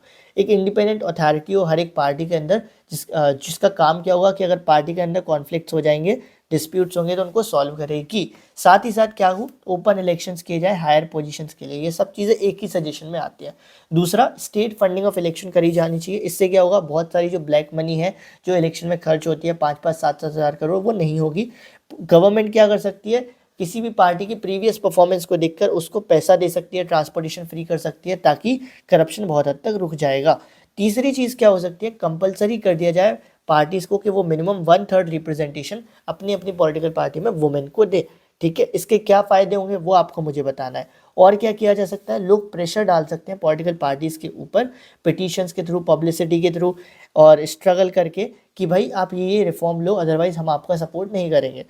पांचवा सजेशन क्या है, जो लोग चाहते हैं पॉलिटिकल पार्टीज इंप्रूव करें, वो खुद जाकर पॉलिटिकल पार्टीज को ज्वाइन करें और फिर उनको इंप्रूव करें। That is, if you want to change, be the change. इस तरीके से this marks the chapter of how can parties be reform. Moving on to last chapter, that is outcomes of democracy. ठीक है, outcomes of democracy basically क्या है, यानी कि democracy के आउटकम्स। जिस भी देश में डेमोक्रेसी होगी, लोकतंत्र होगा, वहां पर आपको कैसे रिजल्ट्स मिलने वाले हैं। तो एक चीज़ जो मैं तुमको चैप्टर का सार बता दूं अभी तक इतने लंबे टाइम में, कि चैप्टर का सार ये है कि डेमोक्रेसी बेस्ट क्यों है। तो स्टार्टिंग में तुमको बहुत सारे पॉइंट मिलेंगे जो बताएंगे डेमोक्रेसी बेस्ट क्यों है as compare to any other. Number 1 चीज़, डेमोक्रेसी इक्वालिटी को प्रमोट करती है, जो किसी और फॉर्म ऑफ गवर्नमेंट में नहीं होता है। इक्वालिटी यानी सबको इक्वली ट्रीट करो, ऐसे मैसेजेस को हर एक रिलीजन में फॉलो नहीं किया जा सकता। नंबर 2 चीज़, डेमोक्रेसी में इंसान की डिग्निटी इन्हांस होती है। डिग्निटी मतलब सम्मान इन्हांस होता है। कैसे, क्योंकि उस इंसान को स्पेशल राइट्स मिलते हैं, स्पेशल प्रिविलेज मिलते हैं। तीसरा, क्वालिटी ऑफ डिसीजन मेकिंग अच्छी रहती है। क्यों, क्योंकि प्रॉपर नियम कानून फॉलो होते हैं किसी भी डिसीजन तक पहुंचने से पहले। ठीक है, चौथी चीज़, democracy provides a method to resolve conflicts. बिल्कुल सही बात है, डेमोक्रेसी में पावर शेयरिंग होती है, और पावर शेयरिंग जहाँ पर होती है कॉन्फ्लिक्ट के चांसेस बहुत कम हो जाते हैं या कॉन्फ्लिक्ट सॉल्व हो जा सकते हैं। फिफ्थ चीज़, democracy allow room to correct mistakes. ऐसा नहीं कि डेमोक्रेसी में गलती करे तो फांसी चढ़ा देंगे, ज़्यादा से ज़्यादा इलेक्शन हारोगे फिर तुमको मौका देगी जनता इलेक्शन में जीत के आने का। तो डेमोक्रेसी में तुमको मौका मिलता है to allow to correct your mistakes. ठीक है, मूव ऑन करते हैं नेक्स्ट इस पे कि सबसे पहली चीज़ तो डेमोक्रेसी के बारे में ये समझना ज़रूरी है। जब इससे पहले कि हम कुछ भी उम्मीद करें कि डेमोक्रेसी ये कर दे वो कर दे, ये समझो कि डेमोक्रेसी सिर्फ एक फॉर्म ऑफ गवर्नमेंट है। डेमोक्रेसी सिर्फ कंडीशंस क्रिएट कर सकती है, तुमको अचीव खुद ही करना है। डेमोक्रेसी तुम्हें परस के दे सकती है, निवाला मुंह में तुम्हें खुद ही डालना पड़ेगा, सिंपल मतलब है। तुम्हारे सामने एक आम का पेड़ लगा हुआ है, अब डेमोक्रेसी ने तुम्हारे लिए आम पका के दे दिया, अब तोड़ना तुम्हारा खुद का काम है। वेट करोगे तो तुम वेट करते रह जाओगे। तो डेमोक्रेसी क्या है, मेनली एक फॉर्म ऑफ गवर्नमेंट नहीं है, सिर्फ एक form of government, sorry democracy सिर्फ एक just a form of government ही है, बाकी कुछ भी नहीं है। ये सिर्फ कंडीशंस क्रिएट कर सकती है, बाकी रिजल्ट्स को ऑब्टेन करने के लिए आपको खुद क्या करना पड़ेगा, मेहनत करनी पड़ेगी। ठीक है, उसके बाद डेमोक्रेसी में सबसे इंपॉर्टेंट सवाल आता है अकाउंटेबल, रिस्पॉन्सिबल, लेजिटिमेट गवर्नमेंट का। पानी खत्म हो चुका है, बट क्लास को खत्म करके हम खत्म करते हैं। अकाउंटेबल, रिस्पॉन्सिबल, लेजिटिमेट का मतलब क्या निकलता है, सबसे पहले इसको हम बैकवर्ड में पढ़ेंगे। लेजिटिमेट क्या होता है, रिस्पॉन्सिव क्या होता है, अकाउंटेबल क्या होता है। ठीक है, एक मिनट। लेजिटिमेट का मतलब होता है एक्सेप्टेबल, वैलिड, जिसको सब लोग एक्सेप्ट करें, जो वैलिड हो। तो डेमोक्रेटिक गवर्नमेंट्स एक्सेप्टेबल क्यों होती है, क्योंकि लोग खुद जाकर उनको चुनते हैं। कहाँ गया भैया मार्कर, एक minute, just a minute. Acceptable इसलिए होती है क्योंकि ये लोगों की खुद की सरकार होती है, लोग खुद जाकर चुनते हैं और लोगों को पसंद होता है कि उनके ऊपर कोई ऐसा लीडर रूल करे जो उनके खुद के द्वारा चुना गया हो। That's why they are legitimate, acceptable. How they are responsive, responsive का मतलब someone who responds and pay attention. अगर मैं कुछ बोल रहा हूँ आप उसका रिस्पॉन्स दे रहे हो, that means you are responsive. तो डेमोक्रेटिक गवर्नमेंट रिस्पॉन्सिव क्यों होती है, क्योंकि सबसे पहली चीज़ तो वो अटेंटिवली जनता की डिमांड्स को सुनती है और उन पर बात करती हैं। और उन्होंने जनता की डिमांड को सुना है या नहीं सुना, ये हमें कैसे पता चलता है, जब वो ओपनली पब्लिक डिबेट्स करती है मेजर पॉलिसीज और प्रोग्राम्स पर और पब्लिक की कंसर्न्स को एड्रेस करती हैं। इस वजह से जो डेमोक्रेटिक गवर्नमेंट्स होती हैं वो रिस्पॉन्सिव होती हैं। तीसरा, अकाउंटेबल, आंसरेबल कैसे होती हैं। डेमोक्रेटिक गवर्नमेंट्स अकाउंटेबल या आंसरेबल इसलिए हैं क्योंकि यहाँ पर जितने भी डिसीजन लिए जाते हैं प्रॉपर रूल्स और प्रोसीजर्स से लिए जाते हैं, उसकी इन्फॉर्मेशन जनता के साथ शेयर होती है और जनता के पास अधिकार होता है इनसे सवाल करने का और इनको जवाब देना पड़ता है, क्योंकि डेमोक्रेसी कंपेल करता है, यानी एक तरीके से फोर्स करता है सरकार को जवाब देने के लिए। क्यों, क्योंकि अगर ये जवाब नहीं देंगे तो लोग इनको वोट आउट कर देंगे अगले इलेक्शन से पहले ही इनको निपटा दिया जाएगा। ठीक है, इसीलिए डेमोक्रेटिक गवर्नमेंट्स अकाउंटेबल है, लेजिटिमेट है और रिस्पॉन्सिव है। आई होप सो तुमको ये चीज़ समझ आई होगी। डन।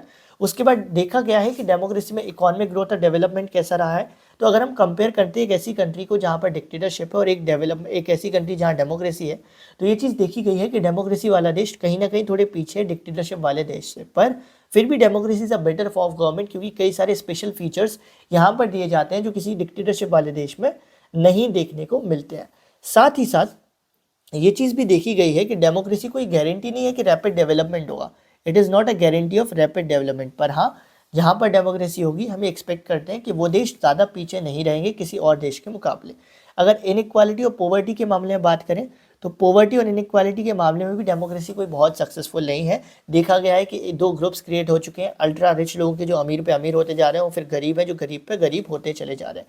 डेमोक्रेसी सिर्फ पॉलिटिकल इक्वालिटी देती है, इकोनॉमिक इक्वालिटी नहीं।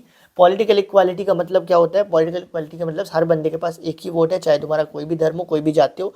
तो डेमोक्रेसी में तुम्हारे पास सिर्फ पॉलिटिकल इक्वालिटी मिलती है। डेमोक्रेसी इकोनॉमिक या पॉवर्टी को नहीं हटाती है, इकोनॉमिक इक्वालिटी नहीं देती है, पॉवर्टी नहीं देती है, तो पॉवर्टी को नहीं हटाती है। जैसे कि जो क्या क्या कहने वाला था यार मैं, एक बहुत ही अच्छा पॉइंट मिस हो गया, एक मिनट ना, मन कर रहा है आँख बंद करो और सो जाओ, कंप्लीटली सो जाओ। ठीक है, इंडिया में देखा गया है कि भले ही जो पुअर है बहुत बहुत लार्ज नंबर में, तो उनके लिए कुछ ना कुछ काम किया जाना चाहिए, लेकिन काम नहीं होता है। क्यों, क्योंकि अगर इनके लिए काम कर देंगे तो ये लोग पढ़े लिख जाएंगे तो ये अनपढ़ नेताओं की डिमांड नहीं सुनेंगे नहीं उनकी बात। ठीक है, इसीलिए हमारे देश में देखा गया है कि डेमोक्रेसी होते हुए भी, डेमोक्रेसी में भले ही बहुत अच्छी अच्छी चीज़ें हैं, लेकिन फिर भी डेमोक्रेसी होते हुए भी डेमोक्रेसी उतनी कामयाब नहीं हुई है इक्वालिटी को हटाने में, पॉवर्टी को हटाने में या इकोनॉमिक ग्रोथ दिलाने में।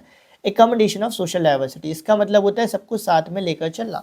अब एकोमोडेशन ऑफ सोशल डाइवर्सिटी के लिए सबसे बेस्ट फॉर्म ऑफ गवर्नमेंट है डेमोक्रेसी। क्यों, क्योंकि इसमें पावर शेयरिंग होती है। Power sharing helps in reducing the conflicts, chances of conflicts. ठीक है, अब जो ये जो हमारी वीडियो है या मेनली ये जो पर्टिकुलर वीडियो है डेमोक्रेसी को लेकर कि कैसे एकोमोडेशन करोगे सोशल डाइवर्सिटी का, तो उसका एक बहुत सिंपल तरीका है। अगर तुमको लग रहा हो कि मेरी आंखों में नींद है तो बेसिकली तुम्हें सही लग रहा होगा, बट ये चीज़ भी देखना कि अगर मैं नींद में रहते रहते तुम्हें पढ़ा सकता हूँ तो तुम भी पढ़ सकते हो। इससे मोटिवेट होना, ना कि इस पर ये लगाना कि अरे देखो भैया को नींद आ रही थी, ये हो रहा था। नींद आना थोड़ा जायज़ है क्योंकि रात के 1 बज चुके हैं और शायद आज थोड़ा ज़्यादा थक गया हूँ। मैंने 2-2 बजे तक वीडियो बनाई है और मेरी आंखों में ये नींद नहीं आई, बट आज आ रही है तो मे भी कुछ रीज़न होगा, ठीक है। अब एक डेमोक्रेसी के अंदर 2 कंडीशंस को फुलफिल किया जाना चाहिए अगर वो डेमोक्रेसी वाला देश चाहता है कि सबको साथ में लेकर चला जा सके। वो 2 कंडीशन क्या है? दोनों कंडीशन लोगों से रिलेटेड है। सबसे पहले तो डेमोक्रेसी को बेस्ट फॉर्म ऑफ गवर्नमेंट माना गया है अगर हमको सबको साथ में लेकर चलना है। क्यों? क्योंकि इसमें पावर शेयरिंग होती है। पावर शेयरिंग मौका देती है सबको साथ में लेकर चलने की। लेकिन इसके बावजूद 2 कंडीशन कौन सी फुलफिल होनी चाहिए? नंबर 1, लोगों को समझना पड़ेगा कि डेमोक्रेसी का मतलब रूल ऑफ मेजॉरिटी नहीं होता। डेमोक्रेसी की अच्छी फंक्शनिंग के लिए majority always need to work with minorities, ठीक है। और दूसरी चीज़ लोगों को समझना पड़ेगा कि जब हम मेजॉरिटी और माइनॉरिटी की बात करते हैं तो इसका मतलब हम किसी रिलीजन, कास्ट या रेस के बेस पर बात नहीं कर रहे हैं, हम चॉइसेस और ओपिनियंस के बेस पर बात कर रहे हैं। किस पर? चॉइसेस और ओपिनियंस के बेस पर। इसका मतलब क्या होता है? मान लीजिए ये 2 पेन है, ठीक है। ये 2 पेन है, इस वाले पेन को 8 लोग पसंद करते हैं, इस पेन को 2 लोग पसंद करते हैं, और उन्हीं 8 में से मैं हूँ जो इसको पसंद करता हूँ, तो अभी मैं मेजॉरिटी में हूँ, ठीक है। मान लीजिए फिर मैं एक और पेन लेकर आता हूँ जो इससे अच्छा होता है। यही पेन है, 1 मिनट रुको, ये पेन लेकर आता हूँ जो इससे अच्छा होता है। अब इस पेन को 8 लोग पसंद करते हैं, इसको 2 लोग पसंद करते हैं, और उन 2 में मैं आता हूँ, तो अब मैं माइनॉरिटी में हो गया। तो अलग अलग चॉइसेस के बेस पे मैं मेजॉरिटी माइनॉरिटी में हो सकता हूँ। तो बेसिकली यही पॉइंट है कि जो रिलीजन, जो मेजॉरिटी और माइनॉरिटी है वो रिलीजन, कास्ट के बेस पे नहीं होनी चाहिए, चॉइसेस के बेस पे होनी चाहिए, ओपिनियंस के बेस पे होनी चाहिए, डिसीजंस के बेस पे होनी चाहिए। इससे क्या होगा? हर बंदे को मौका मिलेगा कभी ना कभी मेजॉरिटी या माइनॉरिटी में आने का। अगर ये 2 कंडीशन हम समझ जाते हैं तो हम एकोमोडेशन कर सकते हैं सोशल डाइवर्सिटी का। ये जो पीडीएफ है ये तुमको कहाँ मिलेगी? डिस्क्रिप्शन बॉक्स में, फिर से बता रहा हूँ मैं तुमको, ठीक है। उसके बाद dignity and freedom of citizens. Democracy को बेस्ट माना जाता है when it comes to providing dignity and freedom of citizens. क्यों? बेसिकली डेमोक्रेसी में डिग्निटी कैसे बढ़ती है, आपका सम्मान कैसे बढ़ता है? क्योंकि आपको अधिकार मिलते हैं, राइट्स मिलते हैं, ठीक है। और यही राइट की मदद से आप अपने लिए लड़ सकते हो, इसीलिए डेमोक्रेसी बेस्ट है। अगर आप एक औरत हो, मतलब अगर आप एक औरत नहीं, सॉरी मैं एक अच्छा एग्जाम्पल लेता हूँ। एक औरत जो अफगानिस्तान में रहती है वो अपने लिए नहीं लड़ सकती, खुद को इक्वालिटी दिलाने के लिए नहीं लड़ सकती। क्यों? क्योंकि अफगानिस्तान में कानून ही नहीं है कि वो अपने लिए लड़ पाए। लेकिन डेमोक्रेसी क्या करती है? कानून बनाती है। कानून बनाती है यानी प्रिंसिपल्स बनाती है। उन प्रिंसिपल की मदद से तुम अपने लिए लड़ सकते हो। अगर तुम्हारे साथ कोई गलत ट्रीटमेंट कर रहा है तुम लड़ सकते हो अपने लिए। क्यों? क्योंकि तुम्हारे पास राइट्स हैं, प्रिंसिपल्स है। तो डेमोक्रेसी क्या करती है? लॉज प्रोवाइड करती है, प्रिंसिपल्स प्रोवाइड करती है, जिसकी मदद से देश का हर एक नागरिक जो भी उसके साथ गलत हो उसके लिए लड़ सकता है और अपने लिए आवाज़ उठा सकता है। That's why democracy is a better form of government as compare to any other. That's why democracy helps in enhancing the dignity and freedom of individual. अब डेमोक्रेसी के बारे में सबसे यूनिक चीज़ पता है क्या है? कि इसका एग्जामिनेशन कभी खत्म नहीं होता। तुम्हारे बोर्ड्स खत्म हो जाएंगे, मेरे भी खत्म हो जाएंगे, बट जिंदगी के इम्तिहान खत्म नहीं होते, डेमोक्रेसी के नहीं होते। जैसे ही डेमोक्रेसी में हमारा एक एक्सपेक्टेशन पूरी होती है हम और मांगने लगते हैं, फिर एक और, फिर हमें चाहिए होता है कि यार ये भी चीज़ होनी चाहिए, जिसकी वजह से डेमोक्रेसी से हमारी हमेशा कई एक्सपेक्टेशंस और कई कंप्लेंट्स बनी रहती हैं। लेकिन ये एक्सपेक्टेशंस और कंप्लेंट्स होना, डेमोक्रेसी के बारे में इतनी बातें करना ही अपने आप में एक एग्जाम्पल है कि डेमोक्रेसी एक सक्सेसफुल मॉडल के रूप में निकल कर आया है। अब अगर मैंने कुछ मिस आउट किया हो इस चैप्टर में, जो मैंने मेरे हिसाब से नहीं किया, बट अगर थोड़ा सा आपको ऐसा लगता हो, क्योंकि मेरी बीच में शायद से थोड़ी आंखें बंद हुई थी, मुझे ऐसा लग रहा है, मुझे नहीं पता कि हुई थी नहीं हुई थी, बट मुझे आज ये वीडियो कंप्लीट करनी थी एट एनी कॉस्ट। और मुझे पता है कि आंखों से कुछ नहीं होगा, जो मैं बोल के तुमको बता रहा हूँ, इतने टाइम से पढ़ा रहा हूँ, इतना आइडिया तो हो चुका है कि मैं अगर नींद में भी चला जाऊँ ना तब भी मैं एक सही चीज़ ही बोल के पढ़ाऊँगा। इतना तो मेरे को लगता है। ये कोई घमंड नहीं है, सॉरी टू से, कोई अहंकार नहीं है, बट इतनी बार रिवाइज कर लिया है तो इसलिए मैं ऐसा बोल रहा हूँ, ठीक है। एंड दिस मार्क्स दी, अब करते हैं सबसे इंटरेस्टिंग काम, this marks the end of our class 10 civics. सिर्फ क्लास 10 सिविक्स, और साथ ही साथ इसी के साथ हमारी पूरी की पूरी SST की 1 शॉट वीडियोस कंप्लीट हो जाती हैं। अब आनी है एक वीडियो, कौन सी? मैप वर्क पर। अब मैं तुमको एक बार लिस्ट बता देता हूँ। मैप वर्क पर आएगी, एक आएगी पिक्चर बेस्ड वीडियो, जिसमें जितनी भी पिक्चर हैं आपकी पूरी क्लास 10 SST में वो सब कवर करे जाएंगे, ठीक है।